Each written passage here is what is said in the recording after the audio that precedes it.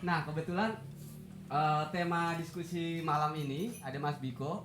Mas Biko ini orang apa ya, kampusnya di UGM Yogyakarta, dan kebetulan buku ini adalah karya ilmiah sebenarnya yang dicetak gitu. Kebetulan bertema soal musik, dan sebenarnya ketika diminta untuk memoderatori ini saya juga agak gemeter. Pertama secara apa ya, saya bukan anak lulusan art and politik New York University begitu tuh, enggak yang di situ mempelajari apalagi musisi etnomusikologi begitu itu. Beliau sebenarnya yang lebih paham gitu, cuman saya nggak tahu, saya selalu dikerjain memang di ruangan ini sehingga saya sih ya ikhlas aja boy untuk bisa mau begini-begini ya boy. Jadi meskipun dikerjain Om Holil sama Om Asra sering ngerjain saya untuk mau begini-begini. Nah kebetulan buku ini saya sudah membaca cepat, Diko mohon maaf karena waktunya juga cuma 3 hari kalau nggak salah ya Mas ya, untuk mendiskusikan dan apa ya, langsung kita diskusikan gitu. Jadi mungkin banyak screenshotnya saya sehingga pemahaman saya kurang begitu baik gitu untuk membacanya. Secara umum sebenarnya buku ini diterbitkan oleh Semut Api. Bentol nanti. Nerang-nerang saja. Semut Api. Terus dibagi dalam, secara umum dibagi 6 bab ya, dibahas memang ini alurnya juga agak mirip-mirip karya ilmiah. Jadi ditaruh dulu kerangka teorinya di awal gitu. Terus kemudian dia berusaha untuk masuk ke dalam lagu-lagunya Homicide sendiri gitu. Terus dan itu pun sebenarnya juga cuma satu album yang dianalisis. Bener kan? Kompilasi. Komplit diskografi. Di diskografi itu yang ada 38 lagu, tapi yang dianalisis juga hanya 8. Untuk belasan. Untuk yang metaforanya gitu ya. Yang 8 itu yang apa? Yang beberapa judul itu. Belasan itu kemudian ya, betul. Belasan itu kemudian saya pisah-pisah sesuai nuansanya. Betul. Jadi ini saya boleh ngomong apa? Udah selesai belum? Belum enggak ya? Coba. Enggak apa-apa. Ya dari awalnya dari hampir semua saya teliti. Kemudian dosen saya memberikan satu rambu-rambu gitu. Takutnya kalau yang bahasa Inggris nanti ada problem di mana reduksinya lebih parah, dibilang gitu. Bahasa interpretasi itu kan akan muncul reduksi dan penambahan makna kan gitu. Nah, kalau yang 2 bahasa kemungkinan nanti kamu akan memperparah situasinya kan gitu. Lebih baik yang kamu sudah paham betul-betul mana dan kemana larinya dan bagaimana dunia nuansanya, sehingga kamu lebih memahami secara utuh gitu, kurang lebih kayak gitu. Agar terhindar dari malapetaka reduksi dan penambahan makna sebenarnya. Yang soal kenapa saya tidak meneliti yang lirik-lirik bahasa Inggris.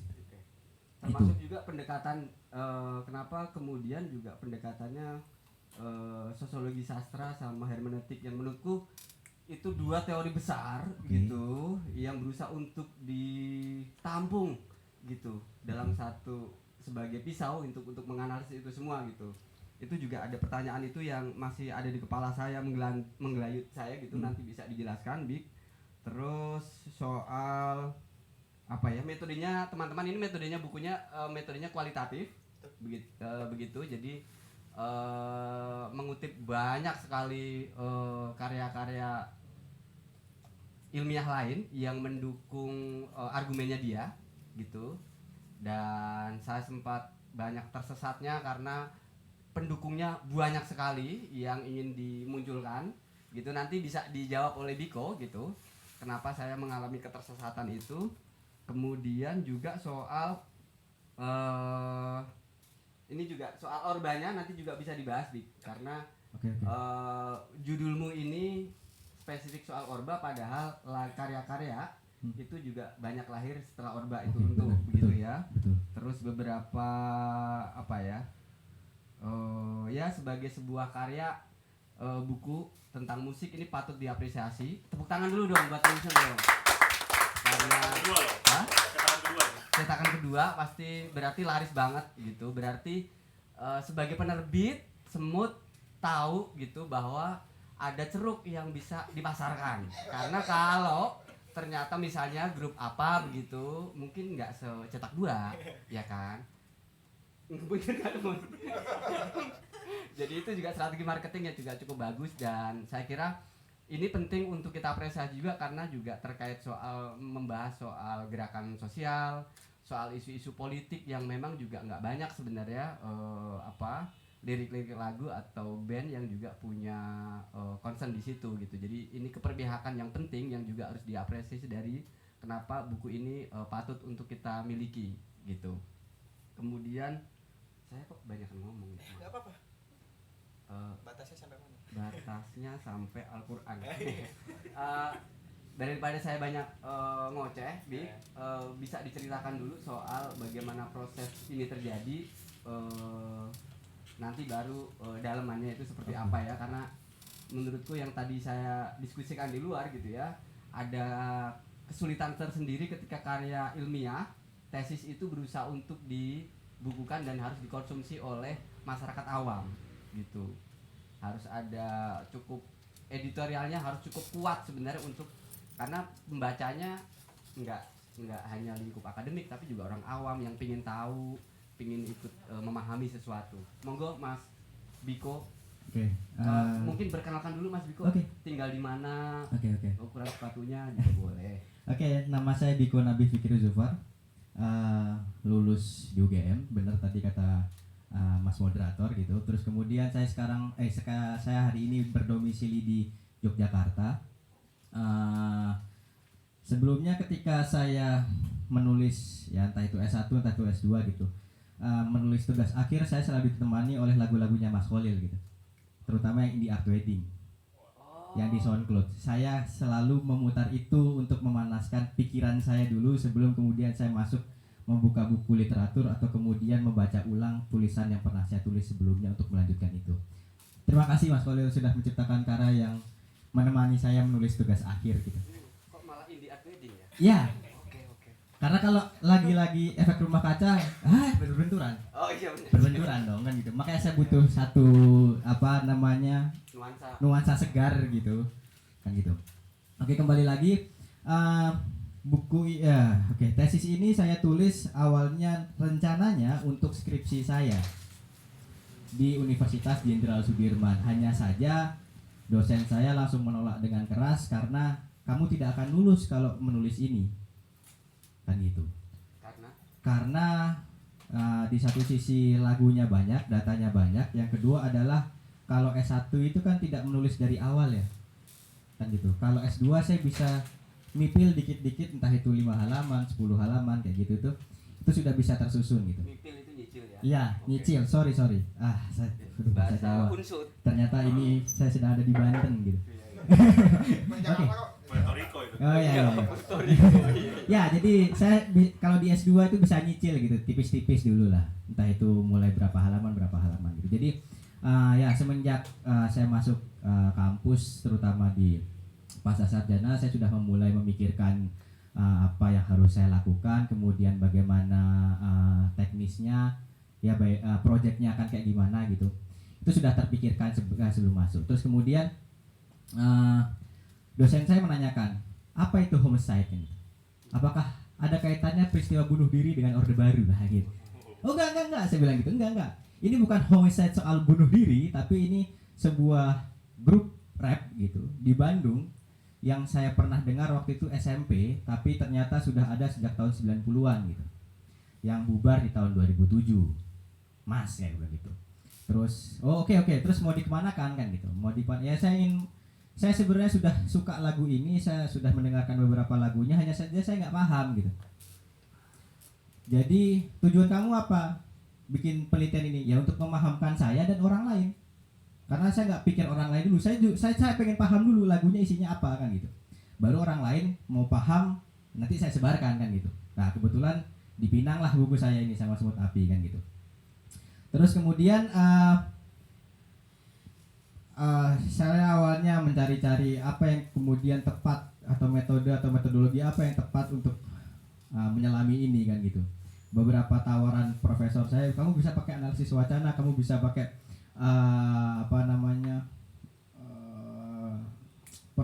performance-nya Judith Butler misalkan kan gitu.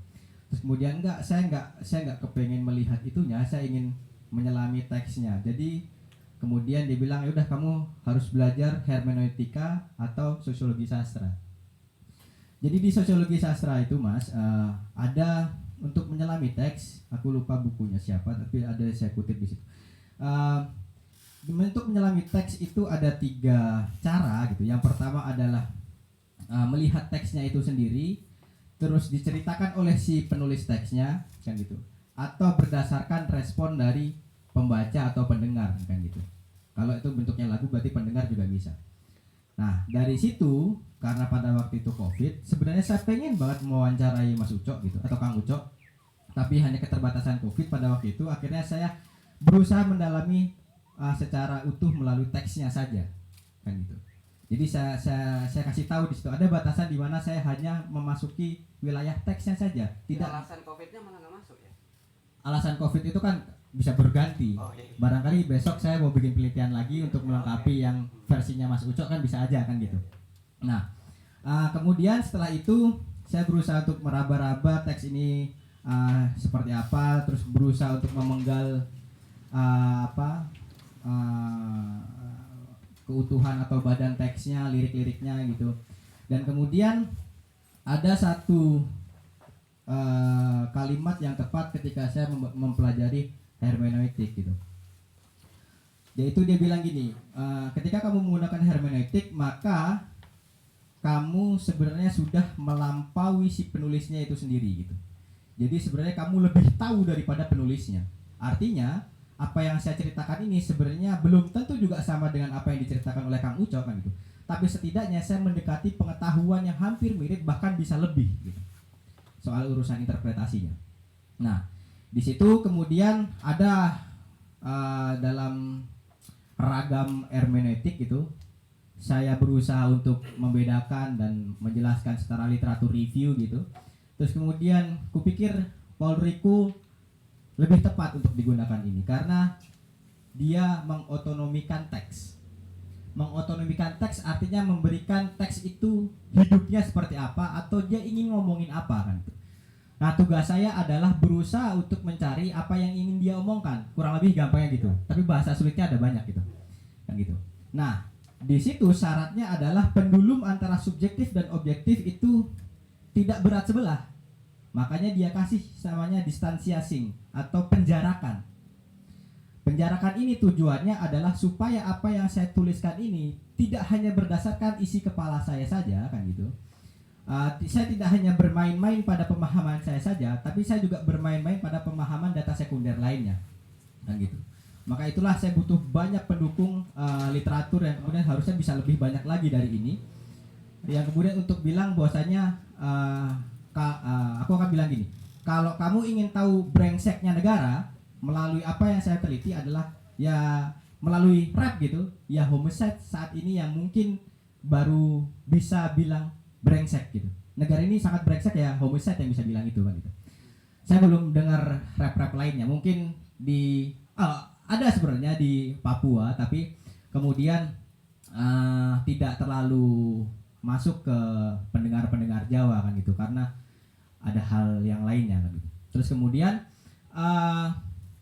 berangkat dari situ, maka saya berusaha untuk masuk lewat latar belakang yang isinya adalah tentang sebenarnya dari mana sih rap itu masuk kan gitu. Melacak, belum ada yang berstatement, mungkin saya berani bilang itu belum ada yang berstatement bahwasanya rap betul-betul muncul di tahun sekian atau betul-betul muncul di saat itu juga. Tapi hanya ada satu selentingan atau pancingan melalui karyanya Tirto gitu yang dia bilang bahwasanya sebelum rap masuk, tari kejang sudah masuk duluan, atau break dance yang kita tahu. Bahasa Indonesianya kan tari kejang, jarang didengar kan. Tahunya break dance. Nah, break dance itu lebih dulu masuk ternyata daripada rap. Nah, kemudian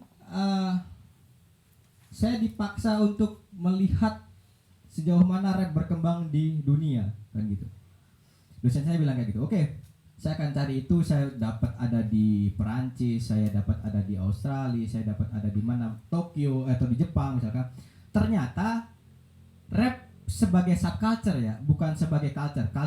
Aku akan jelasin dulu. Kenapa saya sebut sebagai subculture? Karena dia menentang culture atasnya. Jadi semua subculture itu pasti melawan.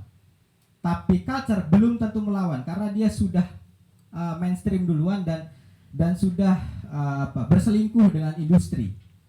Sehingga kalau mau ngomongin melawan pasti agak jarang yang ada di situ. Tapi subculture pasti melawan.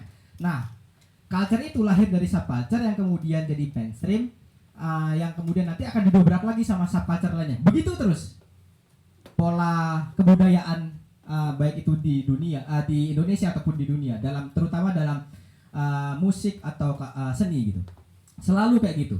Dia akan mendebat culture sebelumnya, terus kemudian menjadi culture, didebat lagi oleh subculture setelahnya, selalu seperti itu.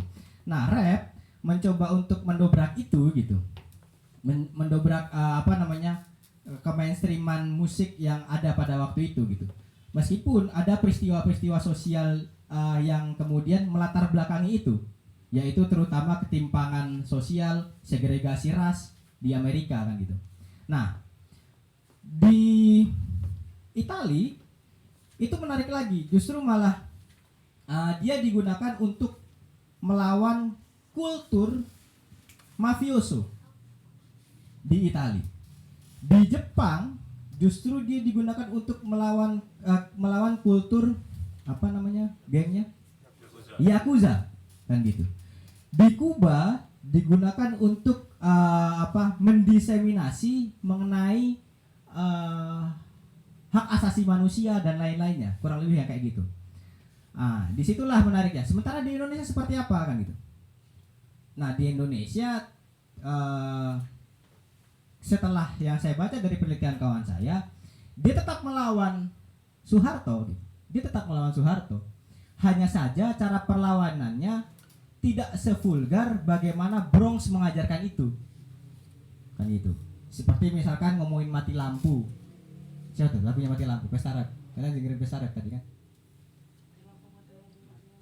Nah, itu. Kapop. Nasar. Mau yang ngomongin mati lampu itu, terus kemudian Ini pesta Arab 1 pesta Arab 2 nih. Apa sih? Ya, dia ngomongin mati lampu di di Indonesia atau tapi waktu itu kawan saya mengkontekskan di luar Jawa, di Kalimantan. Dia bilang mati lampu sering terjadi hampir sejak malam sampai paginya gitu, atau sebaliknya gitu. Nah, dari situ dia mengkontekskan bahwasanya ternyata kalau ngomongin mati lampu nggak perlu pakai kata bajingan, fucked up atau apa dan sebagainya gitu. Dia bisa ngomongin itu. Karena apa? Orde Baru punya menteri penerangan kan gitu. Yang kemudian harus sesuai dengan koridor-koridor menteri penerangan kan gitu. Nah, tapi menariknya homicide yang embrionya muncul di tahun 94 gitu. Dan kemudian lagunya baru keluar di pasca Orde Baru. Nah, ini ngomongin kontekstualisasi. Sehingga saya berusaha untuk melacak pikiran Kang Ucok untuk bilang bahwasanya Kang Ucok menulis itu di tahun 90-an sebelum Orde Baru runtuh gitu. Maka otomatis ada kaitannya bahwasanya dia melihat Orde Baru seperti apa. Kan gitu. Itu salah satu syarat hermeneutika Ricoeur. Jadi harus ada kontekstualisasinya. Kalau nggak ada kontekstualisasinya, kamu bisa lari kemana-mana, kan gitu. Nah, itu asumsi saya, kan gitu. Asumsi saya di latar belakang. Saya berusaha untuk menyelami itu, kan gitu. Terus kemudian ternyata hampir betul gitu, hampir betul karena apa? Ketika ngomongin demokrasi, ngomongin mall, ngomongin apa gitu, ada yang kemudian homicide tulis soal ngomongin tinja, ngomongin apa. Yang sebelumnya tadi sedang ngomongin kegemerlapan kota kan gitu. Ada problem apa ini dengan kota kan gitu. Ada problem apa ini dengan demokrasi yang ditai-taiin sama homicide kan gitu. Nah, dari situ kemudian saya berusaha lagi untuk bilang bahwasanya pengalamannya Kang Uco ini kemudian atau pengalamannya Homicide ini kemudian yang menjadi teks itu sendiri kan gitu. Itu usaha saya mengotonomikan teks gitu. Baru kemudian pelan-pelan bab itu saya tulis, bab itu saya pecah-pecah dalam kerangka yang kalau Mas lihat ada tabel segitiga di atas itu, yang di dalam buku itu tabel segitiga yang atas, sampai saya mencapai makna itu sendiri kan gitu. Nah, saya pecah-pecah itu, kemudian tadinya Mas, kenapa saya hampir bisa semuanya, karena saya ingin melihat dari sisi dimensi yang lebih multivarian gitu. Tidak hanya sosial politik, tapi ekonomi juga ingin saya lihat, budaya juga, kebudayaan ingin saya lihat. Tapi lagi-lagi yang namanya akademik ya terbatas waktunya kan itu. Terus kemudian sama fokus. Tapi sebenarnya nggak masalah soal fokus Mas. Karena kalau tadi Mas menggugat soal pendekatan kok nggak dalam gitu. Kok nggak dalam? Harusnya saya bisa lebih dalam dari itu, memang betul. Jadi di situ ada yang namanya verstehen Mas. Verstehen itu apa ya bahasa Indonesianya ya? Itu mendalami, pendalaman kan itu. Ya, penghayatan, betul. Dan kemudian sejauh yang saya lakukan, saya berusaha untuk menghayati itu gitu.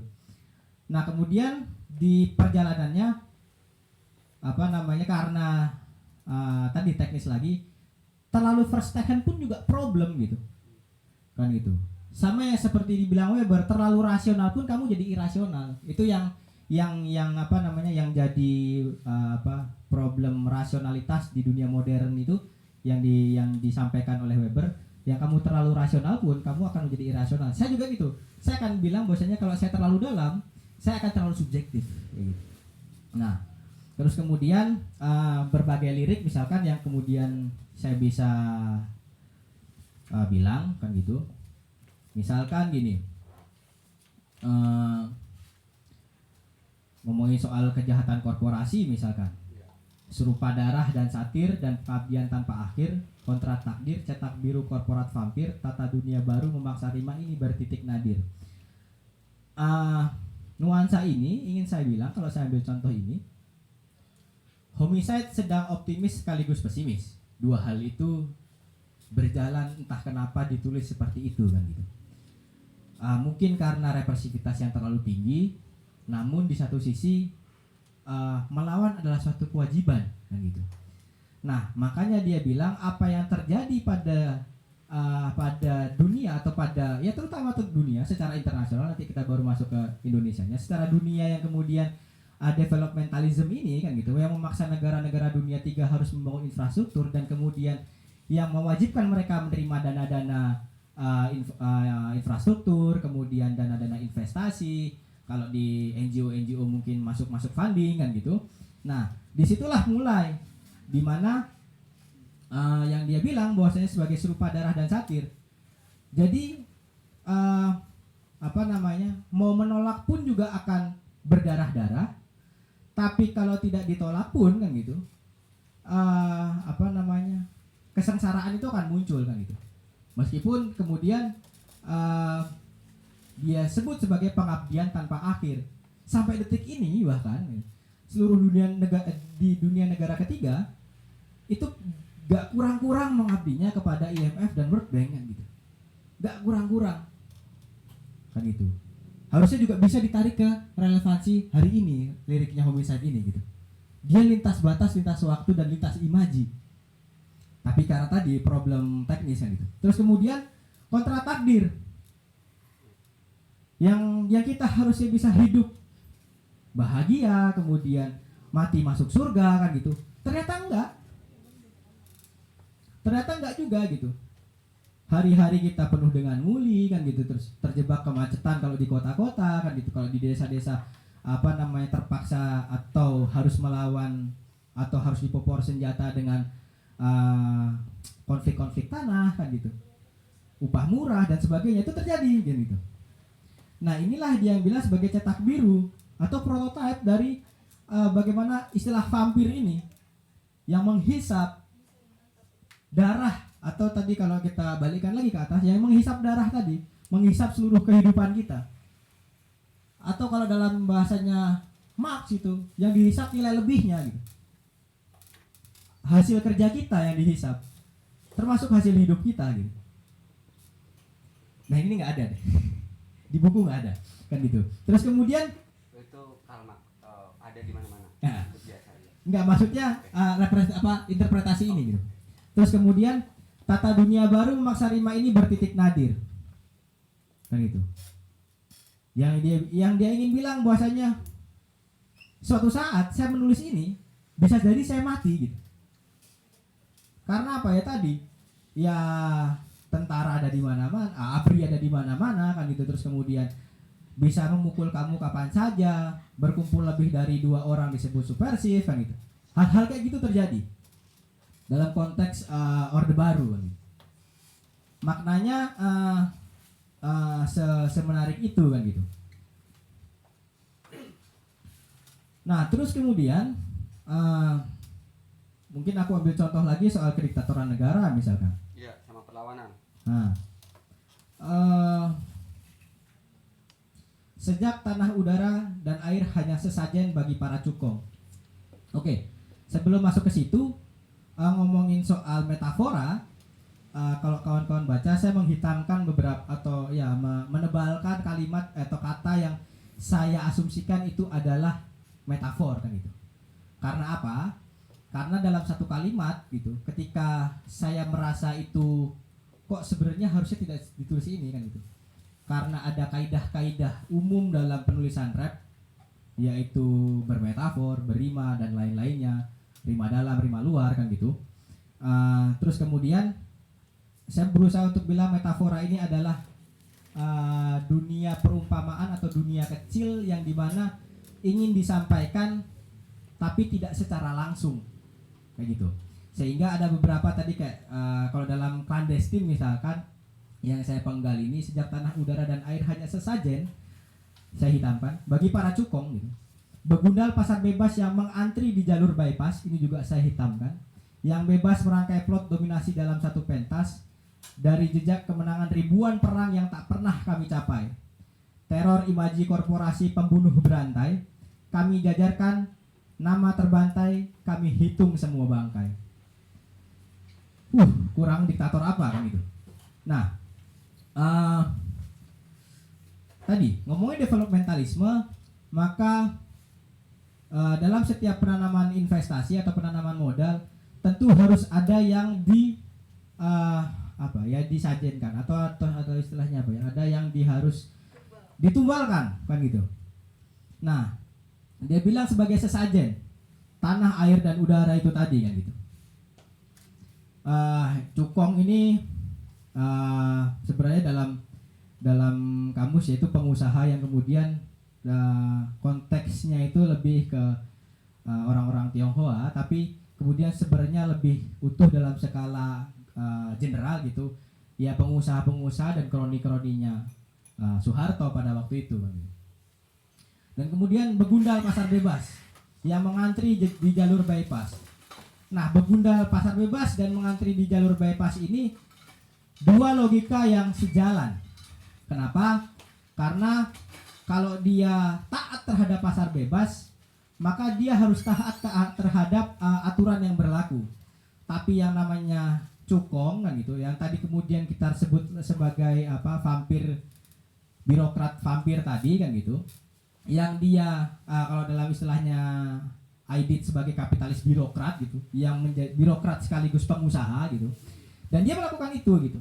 Bagaimana caranya usahanya dia laku, laris kan gitu, kemudian mengupayakan melalui jalur-jalur hukum dan ibaratnya mengakali segala aturan-aturan yang ada gitu. Karena kan yang saya ingat gitu, negara ini perlu ada namanya campur tangan negara untuk melakukan bisnis kan gitu. Maka dalam istilah jalur bypass inilah kemudian negara nggak usah ikut-ikutan deh kan gitu. Ini kalau bisnis ya tugas siapa bisnis aja gitu. Yang kurang lebih kayak gitu jadi artikannya. Kemudian bebas merangkai plot dominasi dalam satu pentas kan gitu. Terus kemudian dari jejak kemenangan ribuan perang yang tak pernah kami capai. Kalau dihitung gitu, gerakan rakyat jika dihitung dari, kalau saya berangkat dari tahun 65 atau pasca 65 sampai 98 gitu. Saya menyebut ada beberapa tragedi gitu atau beberapa pembunuhan yang kemudian diambil datanya dari Kontras gitu. Ada ratusan ribu, ada ratusan orang, ada ribuan orang meninggal dalam satu gerakan rakyat kan gitu, dalam satu perlawanan kan gitu. Itu yang ingin dia sebut bahwasanya pendekatan militeristik atau militerisme dalam penanganan gerakan sipil atau gerakan rakyat gitu. Kan gitu. Ada dia sebut sebagai teror imaji korporasi pembunuh berantai kan gitu. Kami jajarkan nama terbantai, kami hitung semua bangkai. Jadi harusnya berapa orang yang mati itu pun juga kita tahu siapa orang-orangnya, bukan hanya Marsinah, bukan hanya Wiji Tukul, bukan hanya siapa-siapa, bukan hanya Munir misalkan, kalau Munir pasca Orde Baru, tapi orang-orang yang meninggal gitu, orang-orang yang mati terbantai karena rezim gitu. Kita harus punya satu museum nama-nama itu gitu, sehingga kita tahu, generasi kita tahu, ingatan kolektif kita tetap hadir bahwasanya setiap konflik di era Orde Baru pasti pendekatannya militer, tidak mungkin tidak gitu. Itu yang dibilang sebagai teror imaji korporasi, yang tadi perselingkuhan antara pebisnis dengan birokrasi yang kemudian menjadi seorang kapitalis birokrat gitu. Nah, ini nuansa kediktatoran negaranya. Lalu saya coba ambil lagi dari bagaimana pembangkangan itu muncul. Saya sangat tertarik dengan contoh yang diberikan oleh Homicide dalam Tantang Tirani. Serupa biksu Burma di hadapan moncong senapan. Serupa malam Januari yang menandai Chiapas. Serupa seruan Chavez di muka Amerika. Serupa tangan intifado yang melempar batu di Palestina. Serupa siklus seronta kota pasca Genoa. Serupa rudal Hizbullah di daerah pendudukan. Serupa rahim setiap ibu yang melahirkan para kombatan yang menantang setiap tiran di titik nadir perhitungan. Ini yang ingin dia bilang, ya tadi, bahwasanya hari demi hari itu ya seperti kamu sadar bahwasanya tidak terbuai dengan hal-hal yang dilakukan oleh negara gitu. Setiap hari demi harimu tuh ya perlawanan gitu. Karena kamu dihisapnya juga hari berhari, bahkan detik demi detik gitu. Saya lupa ada di bagian mana yang dia contohkan kayak Haur Koneng dan kawan-kawan itu. Sebentar. Kalau di Indonesia, aku harus cari dulu bentar. Search mana searchnya?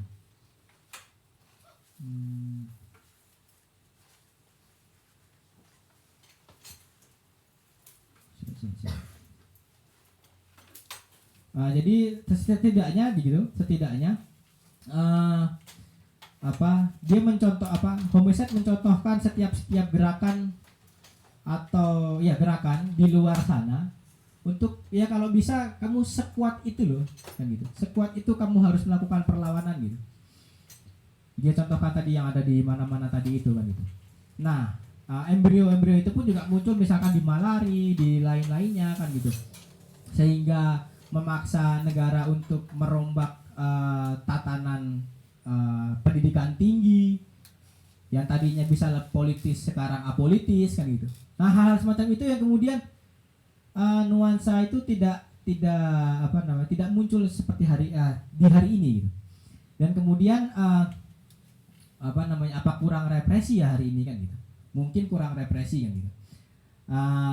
Terus kemudian karena terutama pengalamannya Kang Ucok gitu di gerakan yang pernah terlibat dalam dan pernah ibaratnya mengagumkan PRD pada waktu itu gitu. Ya saya tahu revolusioner PRD di era Orde Baru memang sangat betul-betul kuat gitu. Jadi bagaimana setiap orang yang, kalau teman-teman sadar, yang diculik-culik itu sebenarnya orang-orang yang dideploy ke daerah-daerah lain untuk membangun gerakan, membangun bibit-bibit embrio pembangkangan gitu. dan kemudian dia dideploy, kamu hidup di sana, kamu bangun pelan-pelan gitu. Salah satu kawan melalui status Facebooknya bilang bahwasanya PRD di Surabaya misalkan sekrenya masih ter apa istilahnya? Ada satu buku di mana rencana pemberontakan atau perlawanan gitu. Jadi ya dia bagi menjadi oh ini perlawanan legal, ini yang perlawanan ilegal gitu. Nah, PRD dulu punya cara pandang itu gitu. Yang ilegal-ilegal tadi dia sebar ke seluruh negeri atau terutama di Jawa gitu untuk apa namanya? Bilang bahwasanya negara kita perlu dirombak, gimana caranya kita bikin perlawanan yang seperti apa, yang di pusat kayak gini, yang di daerah-daerah kita bikin gerakan yang kayak gini sehingga nanti menyatu dalam satu barisan, ya kurang lebih kayak gitu. Jadi itulah hebatnya pengorganisaran PRD pada waktu itu, entah yang PRD yang sekarang ya kan gitu, saya kurang tahu kalau PRD yang sekarang, tapi menurut beberapa Partai. itu pimpinannya. Oh iya.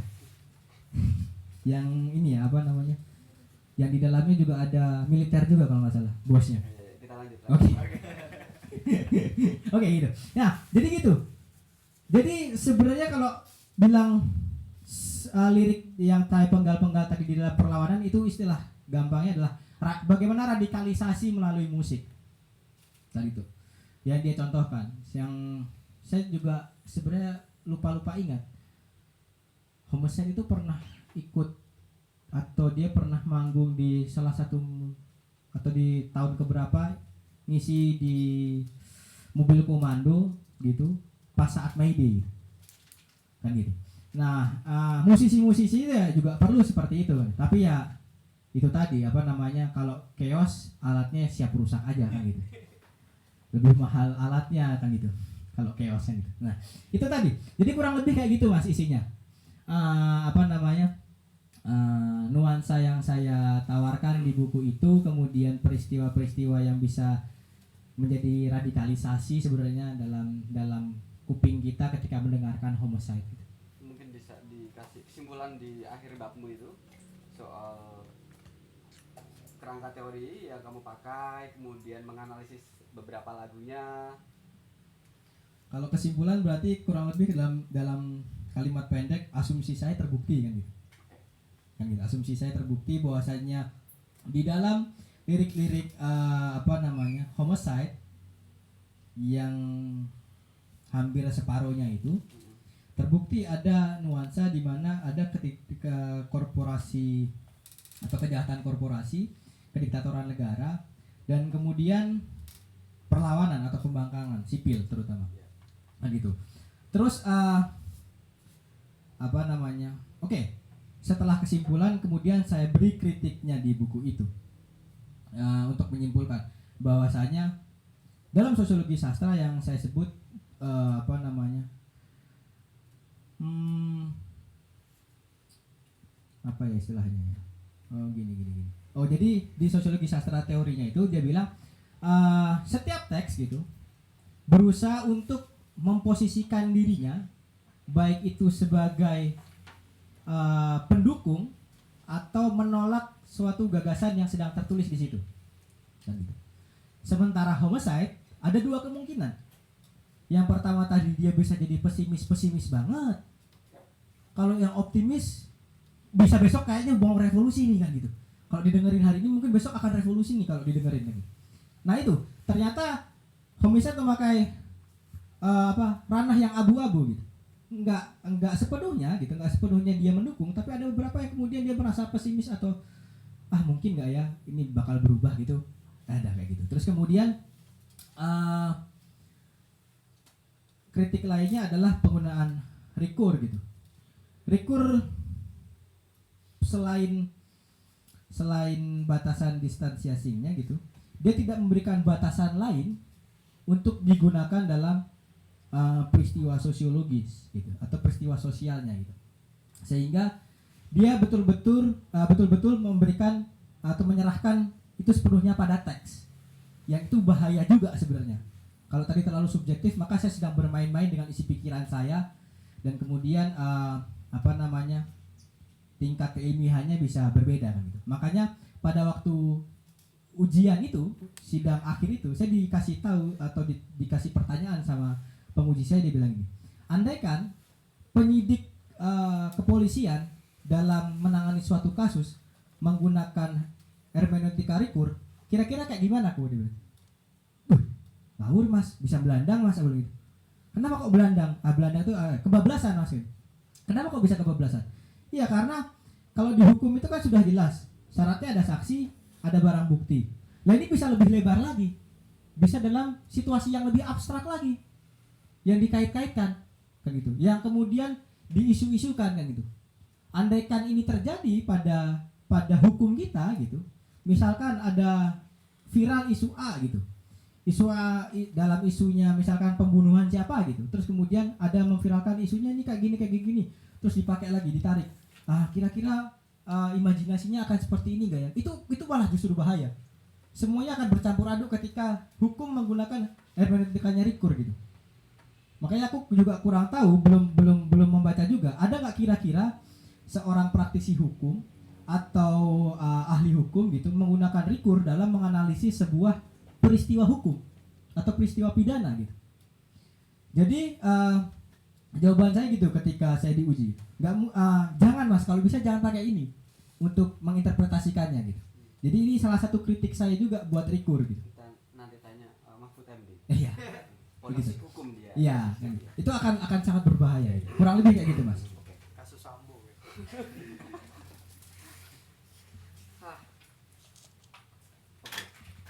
Iya, direkam ya mas. Maaf. Teman-teman sekalian, ini langsung ya mas. Boleh nanya yang di daring juga bisa gitu atau gimana mekanismenya? Ada yang daring gitu. Daring nggak ada? Nggak live. Oke. Berarti saya serahkan sepenuhnya ke teman-teman yang ada di sini yang membaca, yang sudah membaca maupun mendengar. Tadi semoga nggak cukup rumit gitu ya pembahasan yang tadi dijelaskan, karena memang saya di akhir ketika selesai membaca ini saya juga berpikir keras gitu. Sampai jauh mana sih sebenarnya? Ini juga pertanyaanku ke Mas Walil selalu gitu. Sampai jauh mana sebenarnya sebuah lirik gitu, lagu itu dia meradikalisasi seorang gitu. Itu yang juga kemudian saya tidak menemukan di buku ini gitu. Ketika saya gali lebih jauh untuk kok setting lagu ini ketika diciptakan tidak ditanyakan atau tidak dikali lebih ya misalnya gitu. Padahal dia ingin melihat konteksnya, tapi kok lagu ini tahun berapa, kemudian situasinya seperti apa dan bagaimana, ternyata juga tidak berusaha untuk digali lebih gitu. Ada beberapa catatan-catatan ketika saya menggantung gitu ketika membaca, ini nih kok nggak dijawab ya gitu. Nah mungkin ada beberapa pertanyaan yang mungkin juga teman-teman selesai membaca ini gitu mungkin punya pertanyaan yang sama seperti saya atau punya yang lain juga nggak masalah. Terus Itu soal komitmen ya nanti biar saya memancing teman-teman, soalnya ini trik.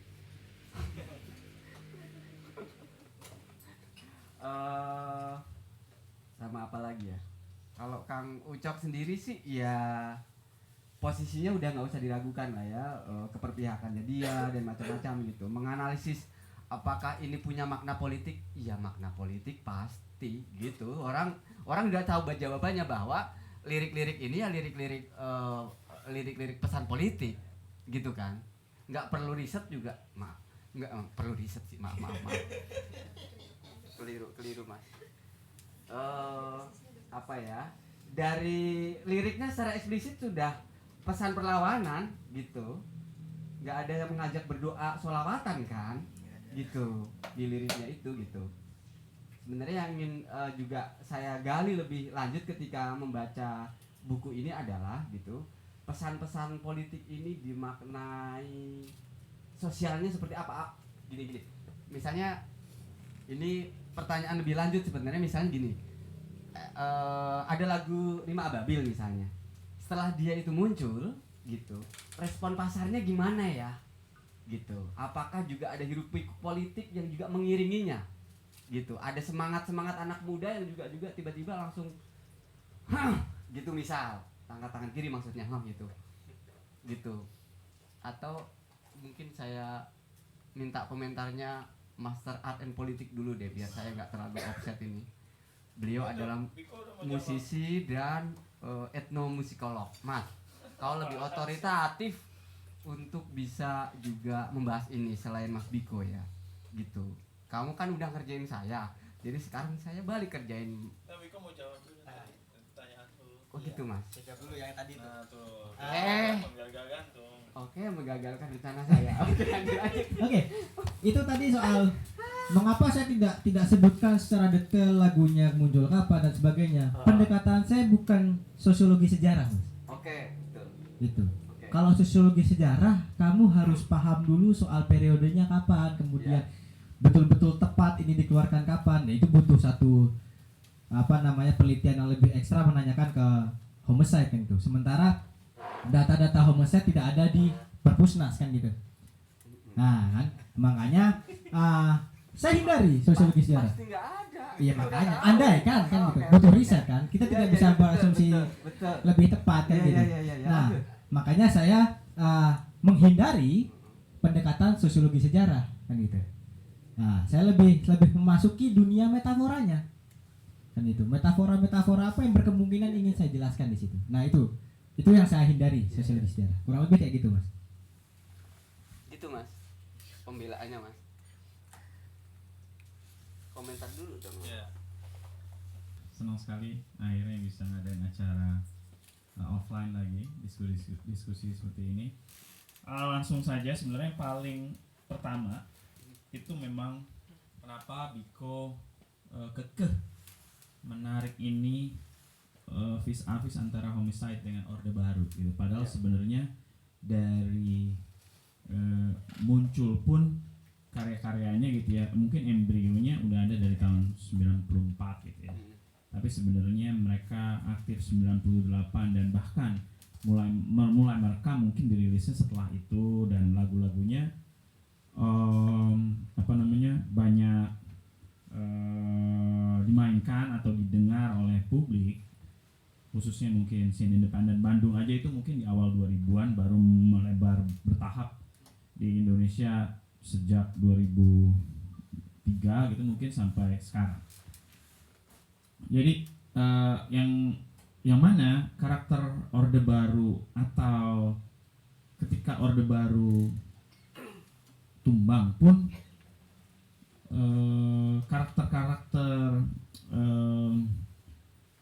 otoritarianismenya masih ada gitu. Jadi cuma judulnya aja yang nggak ada, tapi sifat-sifat dari Orde Baru itu juga ada, kita lihat di mana-mana bahkan sampai sekarang. Jadi memang secara nama mungkin berhasil ditumbangkan oleh reformasi gitu, diganti Orde Reformasi, tetapi sifat-sifat buruknya, karakter-karakter menindasnya itu tetap ada, berganti rupa gitu mungkin.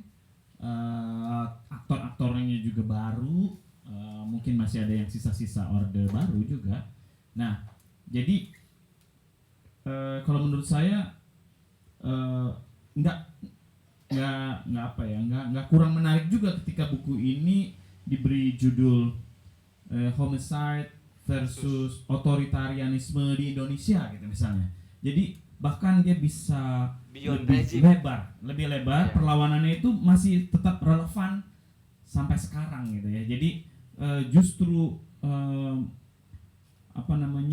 menghadap-hadapkannya dengan Orde Baru yang mungkin kemarahannya itu muncul, Ucok mungkin beserta teman-temannya itu muncul melakukan perlawanan dan terus bahkan termasuk di dalamnya berusaha belajar dari kekecewaan mereka terhadap PRD gitu misalnya ya, yang terus ditulis melalui lagu-lagunya itu, dan mungkin diamalkan juga melalui berbagai forum diskusi dan demonstrasi gitu ya. Itu menurut saya nggak membuat topik atau pembahasan tentang homicide itu jadi kehilangan bobot gitu ya. Soalnya kadang-kadang saya juga ketika menulis sesuatu perlu sebuah apa kayaknya momentum atau catchphrase yang mungkin bisa relevan dengan situasi sehingga bisa sambil menyelam minum air lah gitu ya kira-kira ya. Tapi saya justru melihat kayak sebaliknya, bahkan kalau dia nggak diberi judul versus Orde Baru yang juga mungkin diakui oleh Ucok di epilognya gitu ya, itu nggak kalah kuat gitu. Itu satu. Yang kedua, bagaimana menurut pandangan Biko ketika ada referensi di sini, ini saya baru sepintas aja gitu ya, yang misalnya merefer ke Pratikno yang dijadikan dasar berpikir, padahal sebenarnya kita tahu Pratikno sekarang justru ada di balik itu, di balik sekarang yang diomongin dia nih, yang dia lontarkan tentang Orde Baru itu dia lakukan juga sekarang. Jadi apakah yang dia omongkan itu sahih untuk dijadikan referensi gitu? Karena dia itu bualan aja gitu kali ya. Ternyata dunia akademik nggak bisa menembus bualan-bualan demi mencapai meluluskan sesuatu, karena pada kenyataannya dia melakukan hal yang dia rongrong ke Orde Baru gitu misalnya. Ya, lanjut. Iya. Nah, harusnya kemarin tuh aku tuh yang nguji Mas Khalil sih. Nguji seminar proposal, jadi saya bisa berubah gitu. Ya, Tapi karena PBB-mu bukan art and politik. iya, itu susahnya di situ. Nah, jadi mengapa kemudian saya menarik itu ke Orde Baru gitu, bukan secara general ngomongin salah satu otoritarianisme di Indonesia gitu.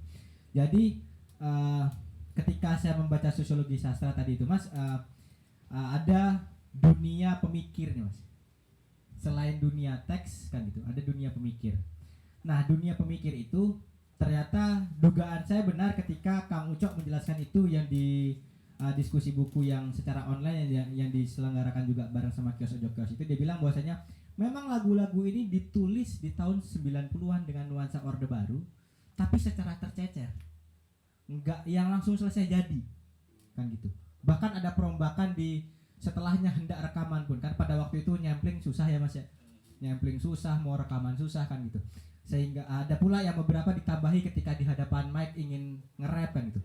Nah, titik itu yang kemudian jadi fondasi saya bahwa saya pengetahuan Kang Ucok ini ada kemungkinannya itu di nuansa Orde Baru kan gitu. Nah, makanya saya berusaha untuk menarik itu, apa yang kemudian terjadi pada nuansa Orde Baru ini. Pratikno lah jawabannya. Mengapa Pratikno kan gitu?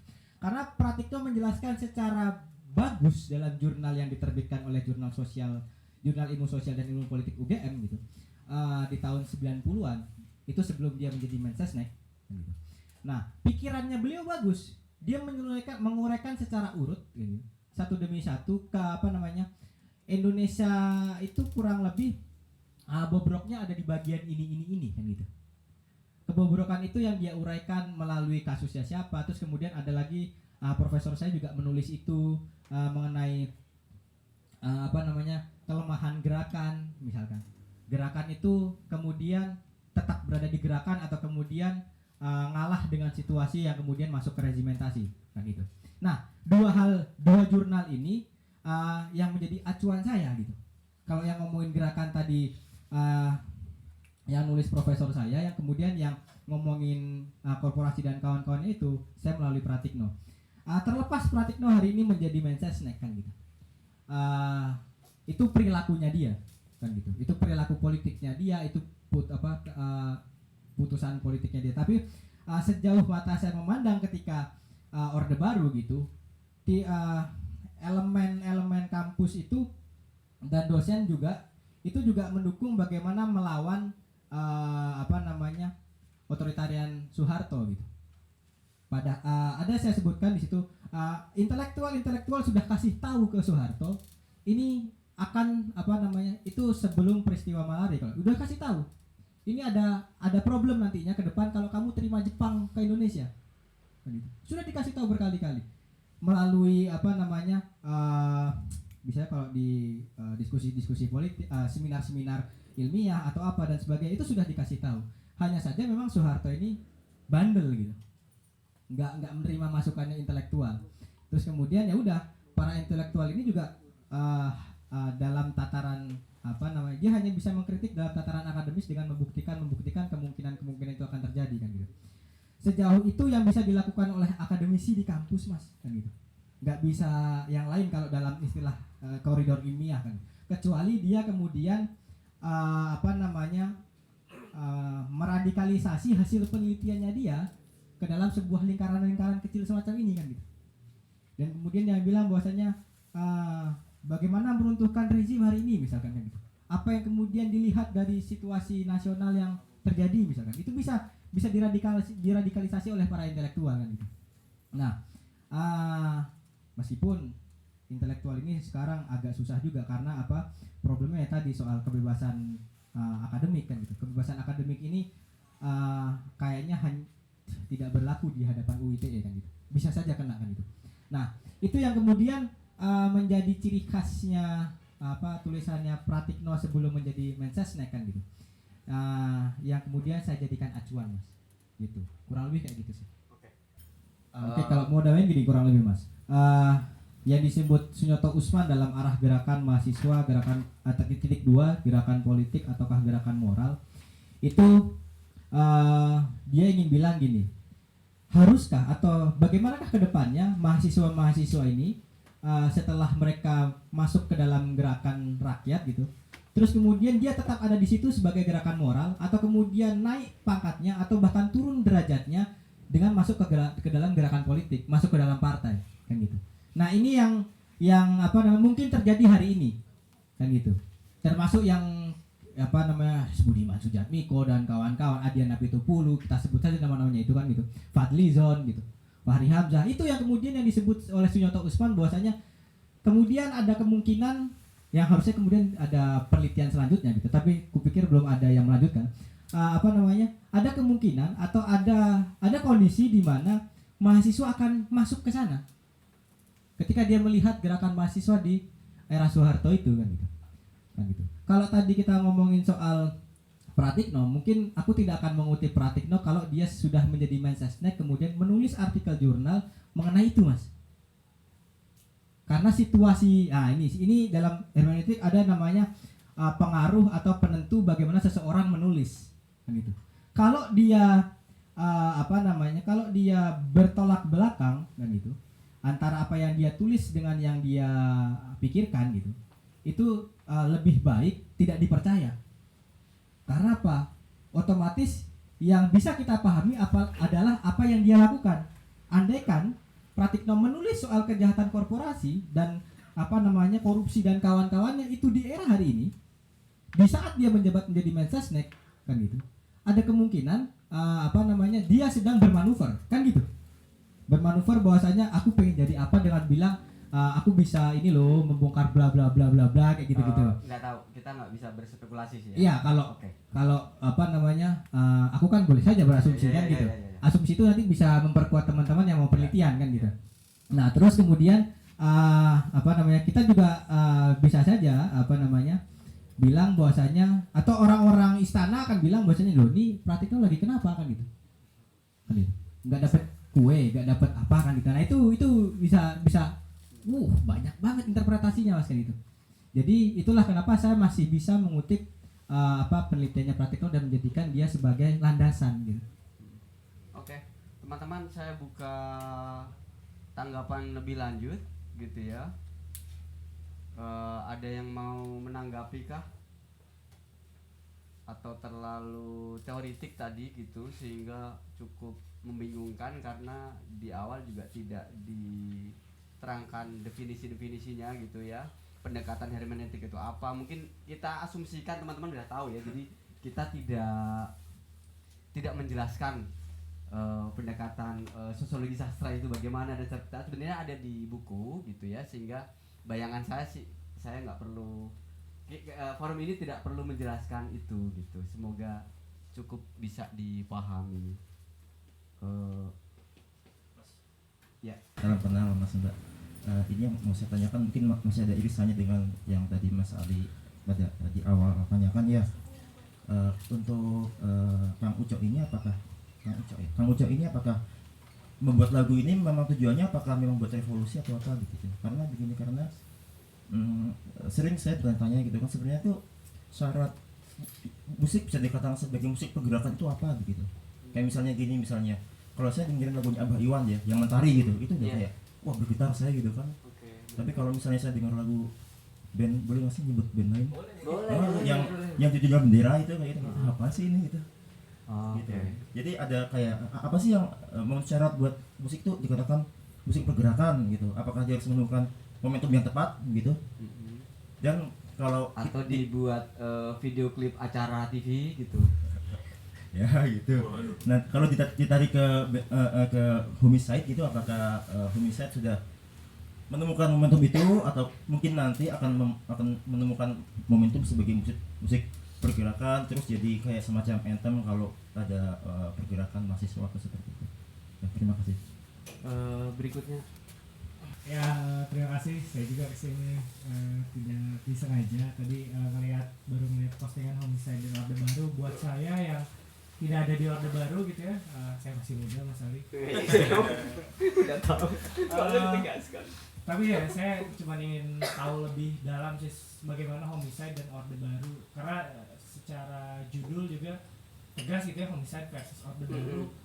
Saya juga belum pernah baca bukunya, jadi mungkin setelah ini akan saya baca seperti apa Homicide di era itu, karena jujur sampai hari ini kalau misalnya saya ya bisa tertarik ikut gerakan segala macam ya karena Homicide. Lagu pertama Homicide yang saya dengar tuh Rima Ababil, itu kan sangat kuat gitu ya.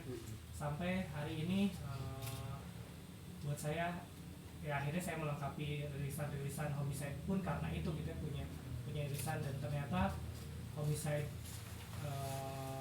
didengarkan di hari ini masih relate juga dengan apa yang terjadi saat ini. Jadi menurut saya ya sayang aja saya nggak pernah nonton live-nya, udah itu sih. Jadi pengen tahu lebih jauh bagaimana Homicide di era sebelum saya mengenal Homicide, karena saya mengenal Homicide di waktu 2009-10 di mana saya masih Itu kelas berapa? SMP kayaknya saya, dan kok ada musik seperti ini, saya belum tahu hip hop seperti apa segala macam. Yang saya dengarkan pertama Rima Babil, saya ngerasa oh ini oke. Jadi akhirnya prosesnya mencari tahu segala macam ya kayak gitu sih. Tapi ya saya ingin tahu lebih jauh aja. Terima kasih.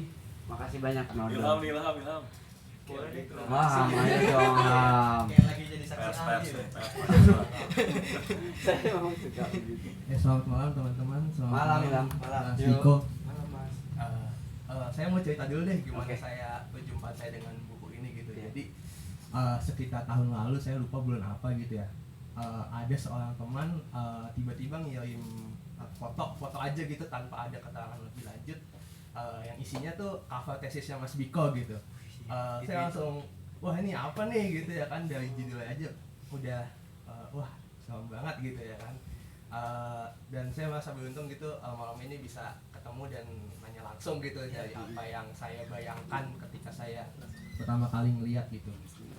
Cuma saya belum baca bukunya gitu secara tuntas, tapi setelah mengikuti diskusi ini dan mendengarkan pengalaman teman-teman gitu yang tadi bertanya, saya punya satu pertanyaan gitu atas buku ini gitu.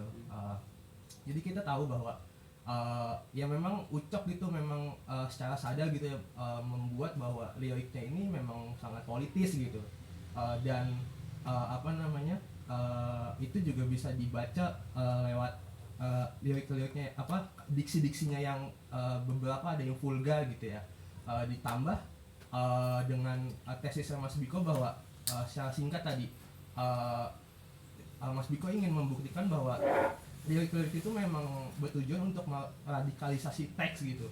Tapi pertanyaan yang saya masih bingung kan gitu dan saya mau tanya, apakah di dalam teori hermeneutika gitu ya, atau sosiologi sastra itu dijelaskan bagaimana radikalisasi teks itu bekerja gitu. Apakah ini juga berkaitan dengan pengalaman Mas yang tadi dan Mbak yang barusan gitu, bahwa ia tergugah gitu untuk mengikuti gerakan atau untuk mengetahui lebih lanjut isu-isu yang sedang ada gitu ketika dia membaca atau mendengar lagu Homicide itu sendiri. Nah, pertanyaan saya, apakah memang sejak awal gitu teks ini mempunyai nyawa ketika sejak awal dibuat, atau justru sebaliknya ia mempunyai nyawa ketika memang sudah sebar gitu, dia dilempar ke publik dan didengarkan oleh orang banyak gitu. Itu aja sih. Ini pertanyaannya mantul. Berat kali kayak lagi nyuci saya.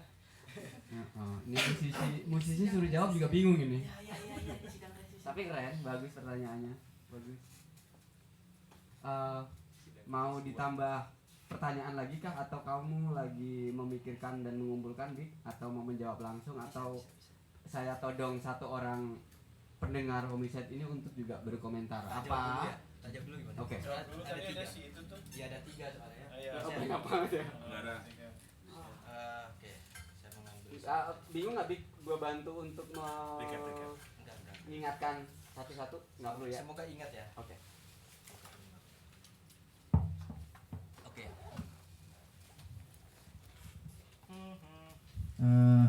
Sebenarnya saya mau menjawab dulu dari siapa nama tadi Mas yang belakang Mas? Anggara. Mas Anggara. Ngomongin soal apa tadi, radikalisasi dan ngomongin musik perjuangan, dan ketika mendengarkan itu kapan sih disebut sebagai itu musik perjuangan atau bukan, kurang lebih gitu ya Mas ya. Iya. Sebenarnya gini Mas, kalau dalam seni itu aku nggak tahu ya, kalau anak-anak teater tuh bilangnya selalu gini, seni yang bagus itu seni yang memantul. Sampai sekarang saya mencari istilah itu, tapi ternyata kemudian beberapa kawan tadi mengisyaratkan pantulan itu adalah ketika dia sadar betul peristiwanya dekat gitu Mas. Jadi akhirnya saya menemukan jawaban itu. Memantul itu ketika jadi gini, misalkan Mas Kolil bikin lagu gitu, dikeluarkan, terus kemudian saya dengarkan mantul sampai ke otak saya gitu, sehingga saya merefleksikan, oh ternyata ini terjadi dan sangat halus gitu. Misalkan saya ambil contoh karena saya sering mendengarkan Indie Art Wedding gitu, cinta itu yang tarik menarik gitu. Ternyata begitu bagusnya Mas Kolil dan vokalis lainnya itu bilang bahwasanya ada loh machoisme di dalam perempuan, ada juga machoismenya laki-laki gitu. Contohnya apa? Yaitu tarik menarik itu kan. Kamu nggak boleh ngerokok, aku nggak suka kamu merokok, kurang lebih gitu-gitu tuh itu muncul. Dan ternyata mesti kawan-kawan yang punya pacar pernah juga dilarang sama pacarnya untuk bilang kamu jangan merokok ya kan gitu. Pasti pernah kayak gitu. Entah sama mantan-mantannya, entah sama siapanya kan gitu, atau sama keluarganya. Andaikan itu tidak pernah, maka peristiwa lain pasti akan bisa direfleksikan ke yang lainnya. Karena apa ya tadi, dunia metafora adalah dunia yang tidak terbatas oleh ruang dan waktu dan imajinasi gitu. Jadi ada miniatur, kalau disebutkan dalam teori Fitri menyebutkan ketika menjelaskan hermeneutik itu ada sebuah miniatur yang kemudian ternyata miniaturnya beda-beda. Pantulannya akan menjadi beda-beda. Jangan-jangan ada orang yang mendengarkan lagu Homicide bisa tidur. Jangan-jangan kan gitu. Atau jangan-jangan besok ada yang mendengarkan lagu Homicide tiba-tiba sudah bikin banner perlawanan buat demo kan gitu. Nah itu kemudian tergantung experience-nya masing-masing. Kalau dalam rap misalkan Vito itu di tahun 2019 menjelaskan bahwasanya ada 2 rap yang berkesadaran, consciousness gitu. Saya mengartikan sebagai rap berkesadaran dan rap gangsta kan gitu. Atau gangster rap. Nah, rap yang berkesadaran ini apa? Memantik seseorang untuk tahu peristiwa apa yang sedang dibicarakan oleh si penulis atau oleh si pengarang kan gitu. Nah, ini yang kemudian ada Goldman gitu. Goldman bukan Emma Goldman ya. Goldman siapa aku juga nggak tahu tadi. Terus kemudian Goldman bilang bahwasanya ini adalah soal situasi masyarakat yang berusaha untuk ditawarkan dalam bentuk estetika misalkan. Yang satu lagi De Bonald bilang ya ini perasaan masyarakat dan kemudian tergantung statusnya dia penulis berada di posisi mana, kelasnya seperti apa, sehingga itu yang mencetak pemikiran dia atau hasil tulisannya dia kan. Nah, dari situlah kemudian kita bisa sebut seperti apa sih seni yang berpihakan gitu dan yang berkesadaran kan gitu. Nah itu tadi yang bisa mengaktifkan kesadaran kawan-kawan ketika mendengarkan kan gitu. Ada yang bisa aktif mendengarkan lagunya Mas Kolil, ada yang via lagunya Jason Ranti, ada yang via lagunya Iksan Skuter, macam-macam. Jangan-jangan ada juga yang bisa aktif pikirannya ketika mendengarkan lagunya The Beatles misalnya, Raisa misalkan kan gitu. Jadi pengen Kan melawan gitu. gara-gara lagu Raisa. Heeh, kan gitu. Jadi bisa apa namanya? Kita juga bisa melihat kebohongan musisi juga misalkan melalui performativity-nya. Oh, ternyata di teksnya dia bilang gini, di kesehariannya bilang A, kan gitu. Seperti apa misalkan? Kalau waktu itu dosen saya menawarkan, kamu jangan neliti ini deh, neliti soal bagaimana World Genius itu band Indonesia yang tiba-tiba sampai ke Amerika. Itu kan cuma beli terus masang iklan. Apa suksesnya? Dia bilang gitu. Biji itu apa suksesnya, dia bilang. Tapi karena pemikiran kita soal bahwasanya yang sampai ke Amerika itu keren. Jadi semua media bilang ini sudah go internasional. Itu cuma bayar iklan bro, kan gitu. Itu performativity, kamu bisa telisik itu kok, dia bilang gitu. Jadi itu hanya kepura-puraan. Terkenalnya juga nggak terkenal banget gitu. Kalau lebih kayak itu. Ada juga yang misalkan digerakkan misalkan, lagunya perjuangan gini. Bangunnya sore, misalkan gitu. Terus kamu mau organisir siapa kalau sore kan? Ada yang kayak gitu misalnya. Itu bisa kawan-kawan cek kan gitu. Jadi teksnya bilang apa, hidupnya bilang apa. Tadi ada yang moral, ada yang politik kan gitu. Nah itu mungkin soal sorry aku agak melebar. Jadi tergantung bagaimana pantulan seni tadi ketika dinikmati, dikonsumsi gitu. Terus yang kedua tadi apa? Pertanyaan Bantuin ngingetin. Oh, maaf, pertanyaan baru. Maaf. Memberikan pertanyaan baru. Apa ya tadi ya? Tadi nggak ada ya? Dia nggak Lebihnya nggak komentar nanya. Refleksi ya, ini. refleksi dari jam-jam. Refleksi ya. Jam-jam tadi yang pertanyaan paling penting juga dari dia terakhir tadi itu. Tadi apa mas? Aduh. Bagaimana radikalisasi Bekerja. Oh ya. itu bekerja ya. Oke. Yang tadi Mas bilang bahwasanya ada beberapa orang bilang tadi di sini bilang memang sudah radikal teksnya kan gitu. Itu subjektivitas saya untuk mendukung radikalismenya Ucok gitu atau homicide gitu. Yang dibilang homicide itu nggak ngasal ngomong. Saya sajikan data-data sekundernya, penelitiannya siapa? Robinson misalkan, Australia, seorang Indonesianis yang bilang bahwasanya di era Orde Baru gitu, hampir isinya militer gitu. Dari ujung pusat sampai kalau bisa RT kurang lebih kayak gitu kasarannya. Kan gitu. Partai-partai itu dia bilang isinya dulu militer kan gitu. Ada yang militer aktif, ada yang sengaja aktif, ada yang masih aktif, ada yang sudah tidak menjadi bagian dari militer atau sudah pensiun kan gitu. Lalu pertanyaan kenapa kan gitu? Kenapa kemudian saya berusaha meradikalisasi itu dan membuktikan itu? Ya karena tadi saya menggunakan The Bonal itu soal bagaimana saya memposisikan diri saya mendukung teksnya kan gitu, supaya pada paham ini loh yang diinginkan Ucok gitu, ini yang diinginkan Homicide dan kawan-kawan gitu. Bahwasanya kalau Homicide bilang gitu, Orde Baru itu baru startnya aja kok, represi yang aslinya itu setelah Orde Baru. Memang betul kan gitu. Hari ini kalau mau ngomong apa saja, imajinasi kita sudah UITE, imajinasi kita sudah penjara gitu. Itu kurang surveillance apa, kurang ngawasin apa kan gitu. Nah jadi di titik kesadaran itulah saya menggunakan fitur subjektivitas yang diberikan oleh Rikur. Gak apa-apa kamu subjektif, syaratnya tadi dukunglah dengan data-data omonganmu itu, jangan asal jeplak aja ngedukung-dukungnya kan gitu. Ada banyak beberapa dukungan yang kemudian saya justifikasi bahwasanya ya tepat yang dibilang sama Homicide dan kawan-kawan gitu. Kurang lebih kayak gitu mas cara saya meradikalisasi. Jadi saya tidak keluar dari batasan metodologi dan metode yang saya pakai gitu. Ada beberapa keresahan juga waktu saya membaca ini juga soal kritik saya ke Biko. Ini juga soal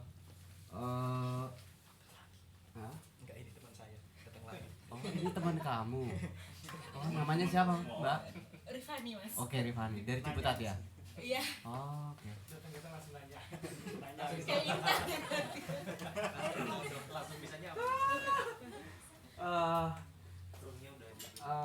Hanya kesan saya ketika membaca itu juga Biko selalu berusaha untuk tetap ilmiah dengan menyandingkan gitu, tapi mengulitinya saya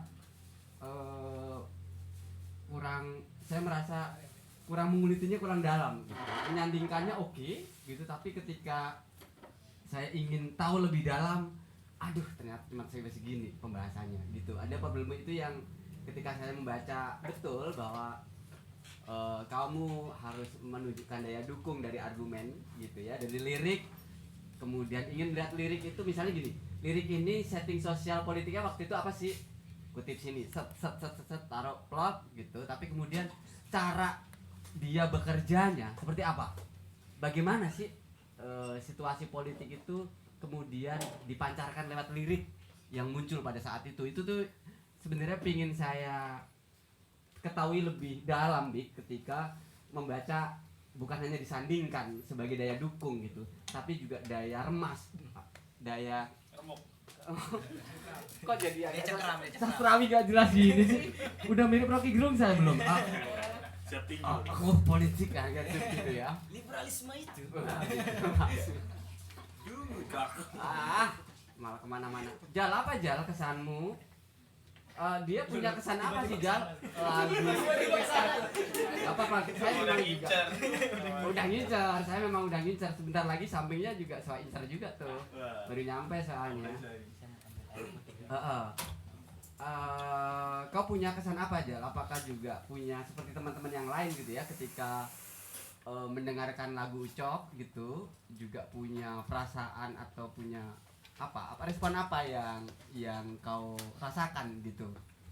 Apakah penjelasan teoritik tadi gitu dengan pendekatan sosiologi sastra dan hermeneutik tadi juga cukup bisa membawa kerangka untuk bisa menjelaskannya gitu? Mau berkomentar atau tidak atau enggak? Dan nanya kayaknya. Oke, top itu dong. Moderator kami siapa Ini aja sih? nih. Biar Riva, kamu siap ya? Oke, sip. Terima kasih todongannya Mas Ili. Tadi kalau ada klaim saya pendengar musik Ucok, disclaimer dulu mungkin ya, selain tadi lebih relate Ucok Durian dibanding Ucok Homicide buat saya juga lebih akrab sama Homipet ketimbang Homicide. Karena di 90-an ya masih SD dan nggak terpapar banyak. 2007 bubar belum. Iya.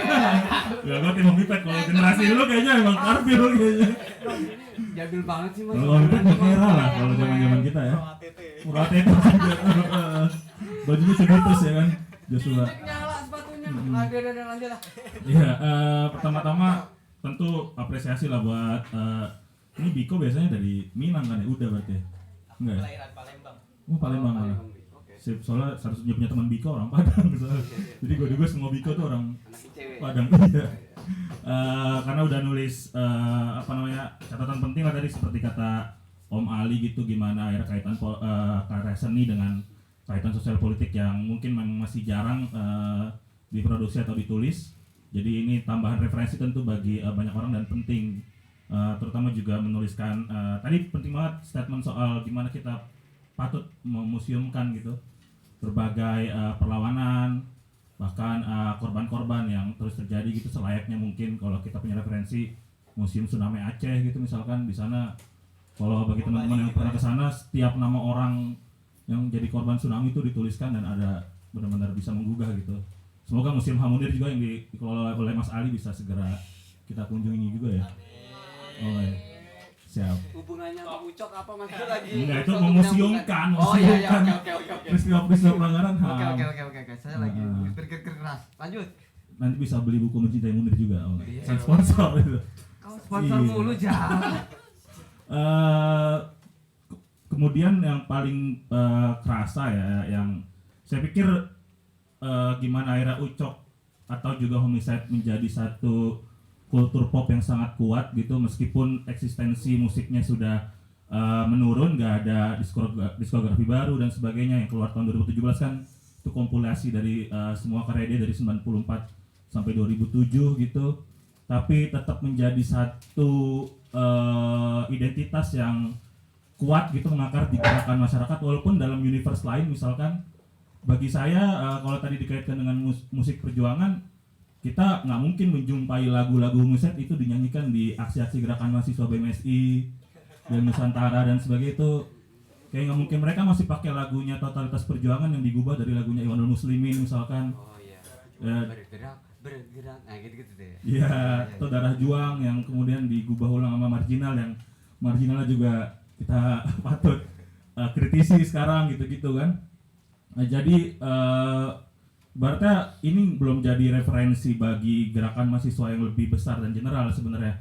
Selainnya juga lagu-lagu Efek Rumah Kaca ya, sorry to say, kita juga belum dengar Masih Tidak Percaya dinyanyikan di aksi-aksi tolak BBM dan sebagainya gitu-gitu. Walaupun Masih Tidak Percaya jadi satu tagline yang besar di gerakan mahasiswa di tahun 2019 gitu, di Reformasi di Korupsi. Yang akhirnya berarti ya bisa jadi memang masih segmented, perlu kita akui gitu, skena-skenanya, bahwa ada gerakan yang diisi oleh individu-individu kritis itu belum bisa juga menjadi satu fenomena yang lebih menggurita gitu, sehingga mungkin dengan referensi yang lebih kritis dan lebih tajam bisa jadi gerakan akan lebih galak seharusnya gitu. Walaupun mungkin ya satu hal yang tadi kita amini juga gitu, perlu proses lebih panjang untuk bisa memaknai diksi demi diksi, konsep demi konsep dan sebagainya gitu yang beredar di tengah-tengah kita. Satu hal yang setelah baca sepintas menurut saya memang Homicide yang jadi kultur atau identitas pop kultur yang sangat kuat ya, karena dia menjelaskan journey aktivisme dengan begitu gamblang gitu, bagaimana tantangan yang dihadapi dalam skala global dengan konteks lokal, dan dia aktor gitu, gimana ya. Setelah gue juga nonton beberapa wawancara dia misal dengan Eka Anas di program Discuss, dia menyampaikan kalau dia dulu aktif di PRD misalkan, dan dia pasti sakit hati gitu dengan melihat beberapa rekan-rekannya, Budiman Sujatmiko, Faisal Reza yang juga mendirikan Kontras tapi akhirnya masuk ke DPR tapi nggak sama sekali ngingetin kasus orang-orang yang hilang gitu. Itu pasti akan ada muncul amarah-amarah yang akhirnya dia tumpahkan ke lagu, sehingga ya bagi orang yang akhirnya nanti terjun di aktivisme dan mengalami hal yang serupa akan menjadi relate, dan akhirnya ya ini kan jadi produk konsumsi sehari-hari Itu gitu. ada di lagu yang mana, Jal? Ini dia lagu Belati Kalem Profan. Ini kalau mau WhatsApp Faisal Reza bisa ngetik lagu ini nanti. Enggak, ke Mugianto. Kemudian ada juga. Lanjut. Bener. Jadi gogon kan. Tolong edit. Itu enggak live Masih nih. menjabat kita cut gitu ya. Oke. Wah, banyak sensor berarti ini. Ya paling pertanyaanku sih dengan jenis kajian yang dibikin oleh Mas Biko di buku ini, emang dari judul tesisnya kan kegambar bahwa ini menggambarkan atau meneliti lirik-lirik homicide-nya gitu. Tapi apakah mungkin penelitiannya atau hasil karya nanti itu juga menjamah dan merangkum aktivitas personal dari si musisi atau seniman gitu? Apakah etis kajian sejauh itu gitu? Untuk tadi mungkin digambarkan oleh bagaimana karya disandingkan dengan individu, politik dengan moral dan sebagainya gitu. Apakah bisa ada penelitian ke arah sana dan dimungkinkan gitu secara akademik dan diperbolehkan gitu untuk menyandingkan lirik dengan aktivitas harian si senimannya gitu. Mungkin itu sih pertanyaannya. Terima kasih. Oke. Itu ada di salah satu literatur reviewku yang dia ada di Amerika sana, seorang, aku lupa, pastor ya kalau nggak salah, pastor yang kemudian nge-rap gitu, nge-rap. Terus kemudian seorang peneliti tuh bilang bahwasanya pengalaman yang dia sampaikan dalam lagu-lagunya itu adalah pengalaman bisa jadi kerohaniannya dia, kan gitu. Itu bisa disebut kayak gitu karena jadi gini, kalau ada rak buku gitu, jadi kalau aku bisa imajinasikan atau visualisasikan di rak buku itu kata demi kata itu tersusun atas dasar ini kata sosial, ini kata politik, ini kata pengalaman. Jadi di mana kawan-kawan bisa menerapkannya kan gitu. Jadi kayak ada bahasa casual, ada bahasa akademik, ada bahasa politik, ada bahasa psikologis, dan itu tergantung bagaimana pengalaman masing-masing sebenarnya. Kan gitu. Nah, jadi tidak menutup kemungkinan bahwasanya ke depan jangan-jangan homicide ini sedang mengalami satu histeria kan gitu atas peristiwa Orde Baru kan gitu. Histeria dalam artian apa kan gitu? Histeria dalam artian ketika dia kaget melihat ada perubahan yang cepat dari apa namanya 65 ke 66 gitu misalkan, terus kemudian kok ternyata peristiwanya kayak gini itu, terus dia harus sambut dengan apa namanya lirik-liriknya. Jadi ada kemungkinan, bisa kemungkinan juga ini memberikan satu apa celah dalam penelitian saya yang bisa diteliti selanjutnya adalah bagaimana kemudian homicide gitu. Saya pernah kritik Kang Ucok bilang gini, Kang, lirik-lirikmu tumpang tindih, nggak logis, tidak terstruktur dengan baik. Dia memang betul. Nah, jangan-jangan ada kemungkinan histeria di situ, kan gitu. Histeria dalam artian apa? Kan bisa kaget, bisa kemudian dia harus buru-buru menulis ini kan gitu. Meskipun rilis di tahun-tahun selanjutnya, tapi kemudian pengalaman itu yang menentukan bagaimana kualitas karyanya. Apapun Mas Khalil dengan misalkan gelar akademiknya, dengan peristiwa akademiknya, dengan interaksi dengan siapa gitu, itu yang akan menentukan nantinya. Jadi kalau dalam salah satu teori hermeneutik bilang ada horizon hidup penulis, ada horizon teks, ada horizon penafsir. Nah, horizon ini yang kemudian disatukan kan gitu. Gadamer bilang horizon ini disatukan, kemudian itulah yang menjadi interpretasi. Kalau dalam lirik kan gitu, kamu nggak perlu melakukan wawancara, jadi horizon inilah yang cukup kamu cari kan gitu. Jadi misalkan penelitian teman saya itu ngomongin soal bagaimana Lenin dalam memperjuangkan Marxisme di Uni Soviet misalkan. Dia lihat horizon-horizonnya melalui melacak buku-buku yang pernah dia tulis atau selebaran yang pernah dia tulis gitu. Dan membandingkan itu dengan Mao Zedong misalkan. Jadi itu kredit lagi kan gitu. Tetapi tetap bisa. Hanya saja tadi syaratnya penelitian teks dukungannya harus lebih banyak daripada teksnya. Kan gitu. Andai kan tadi di sini ada belasan, aku harus ada punya puluhan, 20 atau 30 lainnya untuk bisa mendukung kalimat-kalimat yang saya utarakan kan gitu. Bahwasanya ini orangnya kayak gini, ini orangnya kayak gini. Jadi dalil untuk menjustifikasi butuh satu kekuatan, yaitu apa? Ya tadi referensi tadi. Kan gitu. Gitu saja, Mas. Bisa jawabannya. Maksudnya gini, rap itu kan nulis lirik kan punya kaidah, Mas. Jadi ada Bradley itu kasih satu contoh misalkan, apa sih syaratnya disebut rap gitu? Harus punya rima, harus bermetafora, harus bersilabel, multisilabel, single silabel dalam luar dan sebagainya, itu harus ada gitu. Jadi beberapa itu kadang ada, kadang enggak, kadang ngaca, kadang berantakan gitu. Jadi orang susah untuk menilai bahwasanya betulkah ini rap ini ingin mengutarakan sesuatu tentang peristiwa hidupnya, padahal untuk memahaminya saja itu kesulitan gitu loh. Kan gitu. Jadi kalau tadi pertanyaannya Mas tadi itu bukan di ranah musiknya ya, itu dua hal yang berbeda. Kan gitu. Tapi ini di ranah teksnya gitu. Jadi ketika teks itu tidak kesusahan atau tidak, kalau aku nggak tahu kalau di pop punya struktur atau kaidah atau apanya. Tapi kalau di rap kayak gitu, Mas. Gitu. Jadi ya susah aja membacanya gitu. Apa tanggapanmu, Mas? Jadi kadang bisa dibolak-balik, yang subjek ada di belakang, yang objek ada di depan gitu. Dalam satu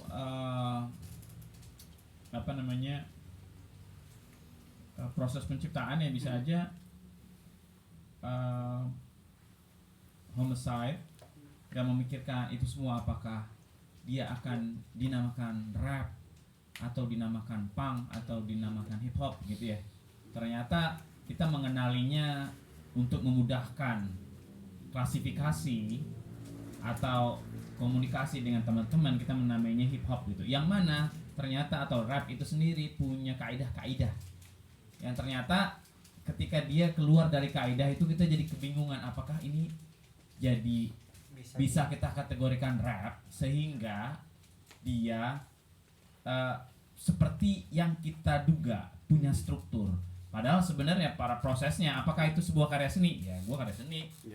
Dengan berbagai medium yang gua gunakan untuk menyampaikan atau melakukan provokasi atau melakukan agitasi untuk gua sodorkan ke para pendengar musik gua. gitu ya, dia bukan buat diri dia sendiri pasti gitu ya. Nah, gue nggak peduli apakah itu memenuhi struktur kaidah-kaidah itu dikategorikan sebagai rap atau enggak gitu ya. Yang mana sebagian besar kaidah rap mungkin terpenuhi gitu. Misalnya delivery, cadence, segala macam itu terpenuhi, tapi mungkin beberapa dia tampilkan acak sehingga kita jadi ragu apakah ini rap atau enggak gitu ya. Tapi buat Homicide sendiri itu nggak ada masalah gitu. Jadi nggak peduli gitu. Jadi ya tergantung individunya masing-masing gitu. Misalnya kalau tadi Mas Ali nanya apakah itu ada maksudnya, ada maksudnya. Tapi misalnya tadi ya lirik Jalang yang dibalik di album RK gitu, ada maksudnya. Tapi apakah maksud itu ternyata berhasil mempunyai interpretasi lain yang Diko mungkin pernah bilang bahwa mungkin orang bisa menafsirkan lebih dari itu saya nggak tahu, belum tahu. Tapi paling nggak misalnya gini, kalau dimaksud dalam konteks lagu yang tadi disebut misalnya Jalang gitu ya, ada lagu yang refrainnya dibalik lalu ditaruh di atas, itu sebenarnya ya eksperimen aja, dan ketika dilakukan itu kok menimbulkan efek haunted gitu ya, yang kayaknya itu cocok untuk memberikan sirena buat orang-orang yang mau ngedengerin gitu. Padahal sebenarnya lagu terakhirnya Desember itu emang cuma buat ini aja, bluffing aja, bluffing ya, kayak seolah-olah ini kayak band apa gitu. Nah tapi itu kita taruh di track pertama juga untuk ya sebagai perkenalan gitu ya. Ya bluffing juga gitu, bahwa mungkin ini musiknya kayak apa gitu. Padahal sebenarnya kalau kita dengerin langsung track belakang itu kayak beda jauh. Jadi ada maksudnya gitu ya. Tapi apakah maksud itu selalu linear dengan substansi lirik gitu ya? Itu bisa diuji, belum tentu. Tapi pasti punya konteks gitu. Dan nggak harus terstruktur toh Mas. Artinya sebagai sebuah karya gitu, ya itu tadi kan. Betul. Bisa, karena ada beberapa misalnya kalimat yang harusnya dibaca begini menjadi begitu. Ada beberapa kan yang kemudian disingkat, dipadatkan, karena memang mengikuti. Kadang-kadang kita menulis lagu juga kan nggak pakai struktur kaidah bahasa Indonesia yang baik. Itu kita SPOK-nya harus utuh gitu kan enggak? Ya kita bisa ada yang mengharuskan itu tuh. Ada yang harus mengharuskan utuh kayak gitu. Ivan Lanin. Ariel Nayaka. Terakhir dalam tweetnya. Bahasa Inggris harus jadi kamu harus belajar grammar dulu atau bahasa Inggrismu oke dulu. Tapi ya. Kayak gitu, itu yang dibilang Ariel Nayaka. Ini nggak perlu disensor, tapi memang betul dia bilang kayak gitu. Dan beberapa kawan saya juga bilang memang harus ada grammarnya kayak gitu. Tapi yang saya ketahui adalah seniman itu perusak grammar. Seniman, sastrawan atau lirisis tergantung bentuk ya. Bukan tergantung, memang rusak. Apakah dia sajak, lirik lagu, apa ya memang rusak semua kalau dimaknai sebagai kaidah SPOK yang harus utuh. Lah itu ini dia. Keutuhan ya, ini soal keutuhan dan seniman itu melawan regimentasi grammar, Mas. Yoi. Kan gitu. Kalau dia utuh cukup jadi pengajar bahasa Indonesia. Tidak perlu menjadi seniman. Kalau itu penyusul KBBI kan gitu. Cukup Ivan Lanin yang menjadi itu. Saya butuhnya adalah Khalil Mahmud, bukan Ivan Lanin misal gitu. Ivan Lanin tetap penting, tapi ada kayak Khalil Mahmudnya juga ada gitu. Ya, menarik sih tadi yang dibilang kalau misalnya hip hop punya ini punya itu standar-standar lain. Tapi menurutku mungkin ya ketika Homicide ada di hari ini mungkin juga akan dihajar kok hip hop lu kayak gini gitu ya, sedangkan kalau ada karya baru maksudnya enggak dengan karya yang itu skena, terus dengan skena yang sekarang hip hop yang seperti ini, karena hari ini kita udah menerima hip hop tuh yang celana yang gombrong yang kayak gitu, terus sementara mungkin dengar cerita-cerita abang-abang gitu ya yang dulu Homicide juga nggak main di acara hip hop, sebenarnya di acara hardcore gitu ya, karena pang-pangan, setelannya juga nggak hip hop banget, dan menurutku lebih punk daripada punk gitu. Bahkan ikutan hip hop McD gitu, tapi ya udah gitu.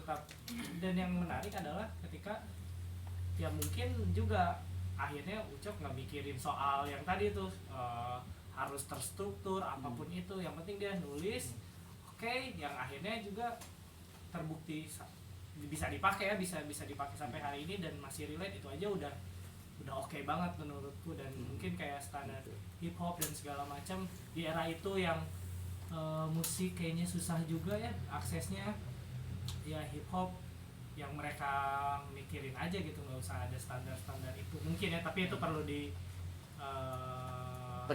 bisa ditelusurin lewat ya. Karya lagunya Ya, per ya. fase gitu. Ya, oh ya, ini tapi jadi begini ya, jadi gitu. menarik gitu Ya. si hip hopnya. Kan era itu kayak hip hop kita ngedenger, mungkin yang aku denger tahu di situ Kang Iwa gitu ya, yang secara musik berseberangan juga sebenarnya sama Homicide, nggak masuk. Oh tapi ternyata ini juga hip hop gitu. Kok hip hop setelannya punk banget, tapi ya udah gitu. Saya juga tidak ada di era itu, jadi melihat arsip-arsip gitu, lihat oh ternyata emang sepang ini gitu. Jadi Kau nulis soal itu? enggak, saya nggak Pengamat. Ya. Tapi menarik Analisanya nggak keren gitu. kayak gitu sih mungkin. Gua Karena namanya orang Bandung, karena dia dekat dengan komunitas itu. berapa kilo jaraknya? Mau Gua cuma tambahin tadi dulu, nggak Mas. ragu gitu. Jadi tadi sebenarnya konteks pertanyaan gue tuh Mas Ali Iya. soal bagaimana akhirnya mungkinkah penelitian hermeneutika atau lirik-lirik atau karya seni itu juga dikaitkan dengan pribadi si senimannya. Karena kan ada jarak, misal ada ad hominem gitu. Kalau nilai kebijakan politik aja, kebijakan publik, kita nilai kebijakan presiden. Apakah kita pantas ngomongin kalau presiden ternyata lulusan kehutanan gitu? Kan kalau dalam satu sisi dianggap sebagai ad hominem misal, atau logical fallacy dan sebagainya gitu. Apakah mungkin juga nanti di penelitian terkait karya seni kita juga menelanjangi pribadi seorang Holil Mahmud, Poppy Airil dan sebagainya gitu-gitu. Ramadan Pohan judulnya Soeharto, Pikiran dan Tindakan. Pikirannya aja diterawang, tindakannya dilihat. Ada bukunya aja. Nah, iya. Bisa. Ramadan Itu Pohan mungkin yang bisa. Itu tadi Kalau jawaban bisa. tadi bisa kan soal Bisa. pastor di Amerika tadi. ada. Jadi kalau secara sastra pun juga ada nanti ini rekomendasi bukunya yang nulis Rene Wellek dan Austin Warren. Jadi teori kesusastraan bahasa Indonesianya. Yang bikin Gramedia. Jadi bisa diteliti dalam ranah kehidupannya. Bisa. Jadi Mas Khalil Mahmud ketika nulis Jalang misalkan gitu, kenapa kok dia bisa kayak gini kan gitu? Apa korban suling FPI dulu? Mungkin kan gitu. Jadi bisa ditanyakan melalui pendekatan apapun kan gitu. Entah itu etnografi, entah itu wawancara mendalam ataupun FGD bareng kawan-kawan ERK yang lainnya kan gitu. Di sini ada buku karya Atiu, judulnya Sastra dan Atiu juga bagus. ini yang jangan-jangan juga bisa memperkaya tadi pertanyaanmu Jal. Di sini toko buku Jal, jadi kalau kau pengen nanya apa begitu saya bisa Ada membantu jawabannya. menjawab. Dan Marketing emang. ini marketing. Pesennya Om Asra. Bukunya harus di Tadi disebutin Joby Robinson ada. ada. Oh, ini nih buku yang direferensiin di ini sebagian besar. Ada. Oh ya. Semua di sini. Jam berapa ini? 9:30 ya. Nah, sebagai dalam aspek rap-rapnya dong Mas, kamu kan juga punya pengetahuan cukup soal Punya anak yang rap. ya anakmu nge-rap, pasti juga mengajari anaknya dek untuk ininya harus begini ya gitu. Dan kau juga tinggal beberapa lama. mengamati anak-anak kecil sekolah di sana aja, ya kan? Enggak, kau juga punya pengalaman tahu rap di Amerika dan macam kau coba di pikiran wawasanmu soal musik rap juga ditransformasikan ke audiens dong Mas. Itu Jangan pelit lah. Jadi mau nambahin yang Biko bilang misalnya, Ya. apakah rap itu lirik-lirik rap itu bisa dikategorikan sastra atau enggak gitu ya? Itu walaupun mungkin dia secara formal, secara informal gitu ya. Tetapi bagaimana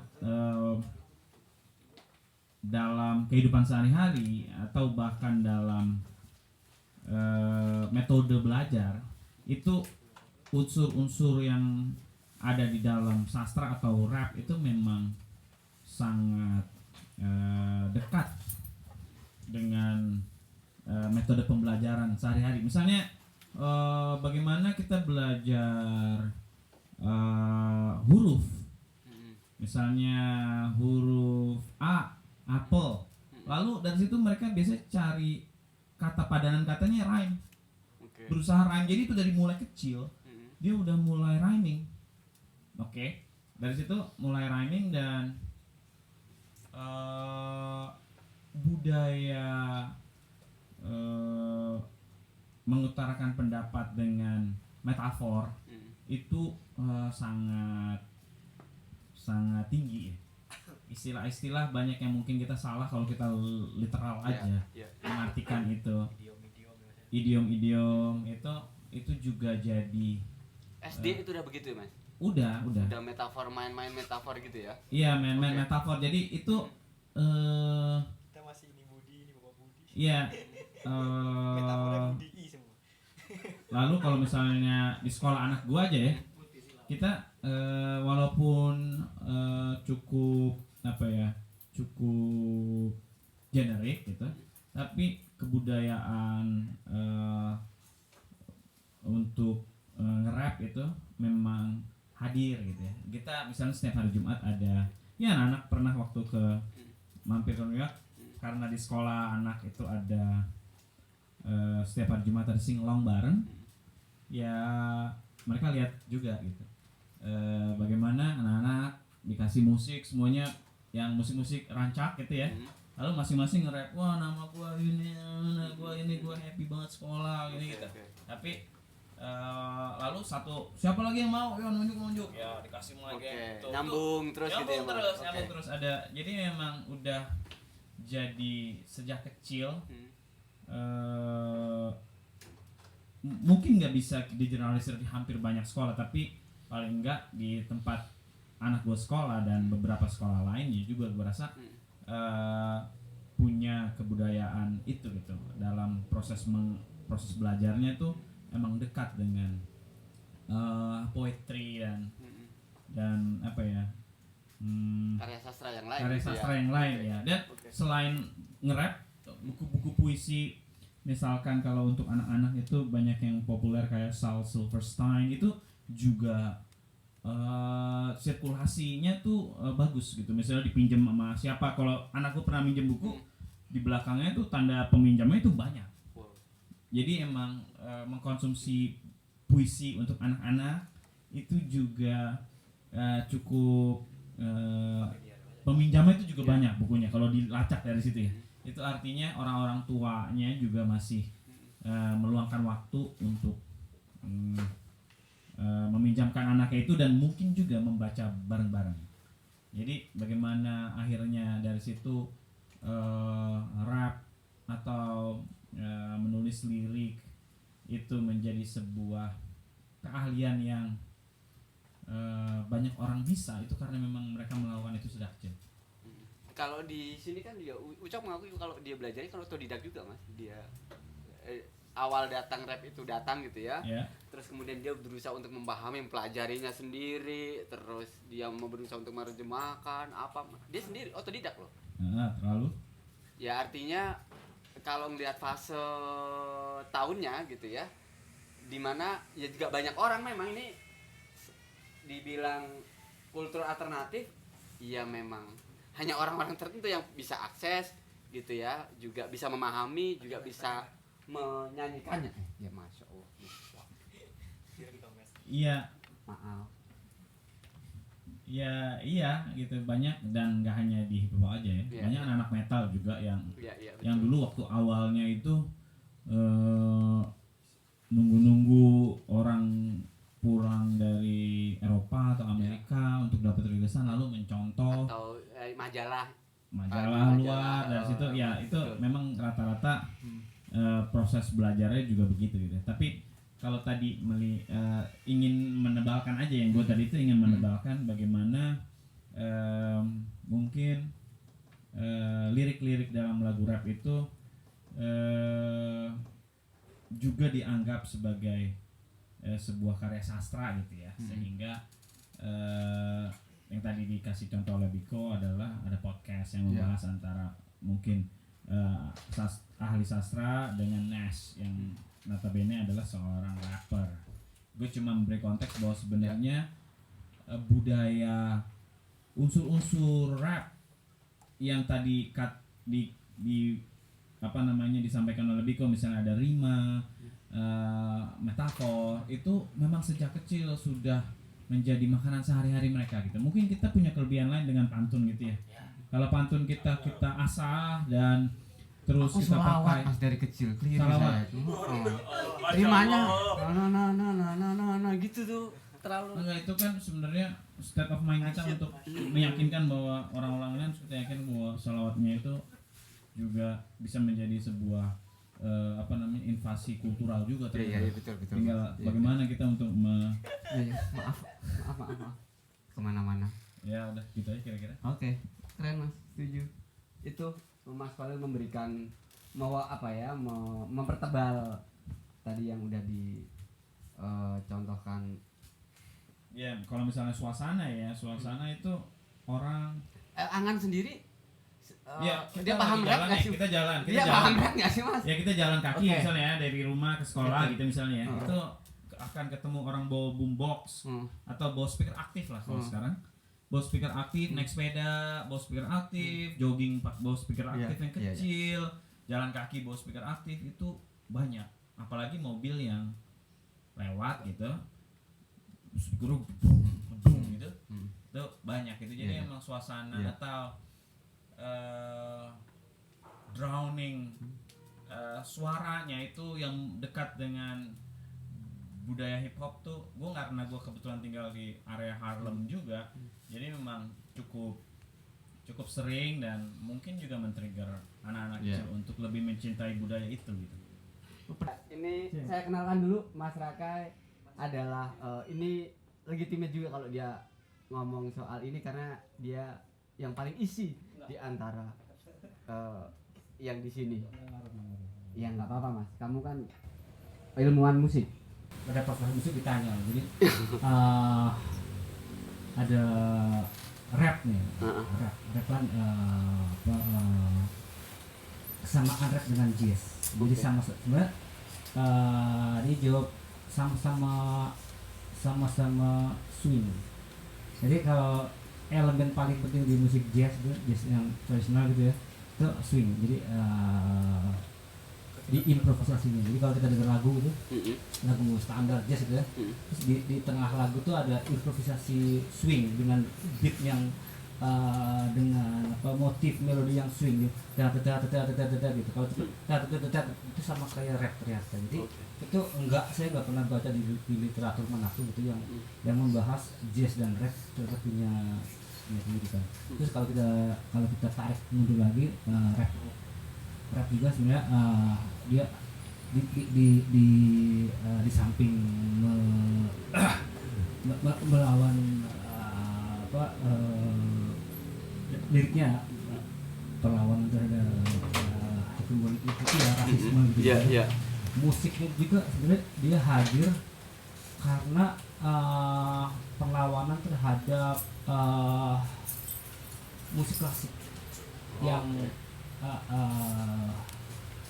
yang ada di Amerika yang dulu sama orang berapa gitu ya, sama kayak musik blues. Jadi si pekerja di lahan kapas tuh dia mengekspresikan musiknya, dia seumur hidup gak pernah belajar musik gitu ya. Ekspresi musiknya apa? Sudah orang-orang kulit putih sudah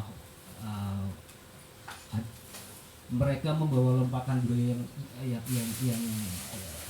jauh gitu ya, tiba-tiba membawa musik klasik dengan instrumentasi yang udah berakar ratusan tahun gitu, terus dibawa ke negara dunia baru gitu, sampai di Australia gitu. Jadi nggak di Amerika, dibawa ke dunia baru yang ada lompatan kebudayaan yang jauh gitu. Terus mereka si kulit hitam juga nggak punya akses untuk belajar musik, nggak punya akses untuk mengekspresikan musik dengan alat-alat yang proper gitu. Mereka bikin blues dengan cuma dengan satu snare, dengan beat yang juga pas saya lupa sebenarnya. Sama dengan rap. Jadi sebenarnya rap dari awal emang dia perlawanan baik secara fenomena sosialnya maupun secara lompatan peradaban kebudayaan barat yang dibawa secara langsung, sama kayak apa namanya di Jawa juga kesenian tinggi gitu, tanda kutip fine arts-nya kan tumbuh di lingkungan dalam keraton kan. Di luar keraton mereka nggak bisa punya akses untuk menikmati karya-karya gamelan yang fine art. Kalau di barat orang harus nonton orkes Simon Orgeta harus pakai jas dulu, harus pakai baju hitam, harus datang ke gedung konser yang di desain akustiknya bagus gitu. Maksudnya makanya di luaran di luar kelas-kelas yang menengah ke atas pasti ada seni-seni yang melawan. Kayak di Jawa ada musik-musik yang lebih egaliter lah, gitu ya, musik-musik dolanannya dengan instrumen yang lebih merakyat lah, nggak harus pakai kalau di gamelan apa sih alatnya apa sih gamelan perunggu. Perunggu yang mahal gitu ya, yang susah kuningan. Perunggu di atas kuningan harganya.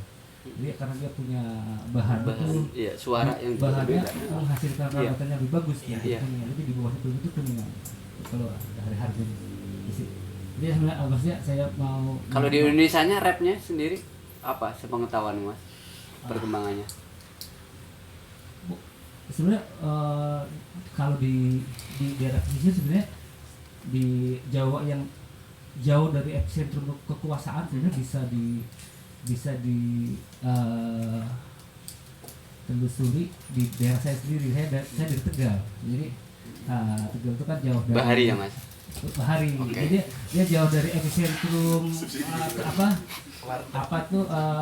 perpolitikan lah Mataram ya. Jadi bahasanya pun masih ini ya, bahasa di Tegal tuh masih orisinil ya, kalau kata ahli bahasa Jawa yang paling orisinil itu bahasa ngapak. Karena dia nggak mengenal struktur hierarki bahasa dari abdi dalam dari sampai ke raja gitu ya. Di Tegal tuh lebih egaliter bahasanya. Iya, betul. Lebih kasar. Ya kesiniannya gitu sih. Kira-kira gitu. Mantul. Teman-teman terima kasih banyak sudah mau datang. Seru ngalor ngidul nggak apa-apa. Tepuk tangan dong buat Diko dong atas cetakan keduanya. Semoga diskusi di tempat berikutnya bisa digelar juga, sukses juga. Semoga bisa cetakan ketiga ya Bik. Ya, amin. Dan kita tutup pada malam hari ini dengan bacaan tutup. Kan gua mau bismillah kan? Enggak.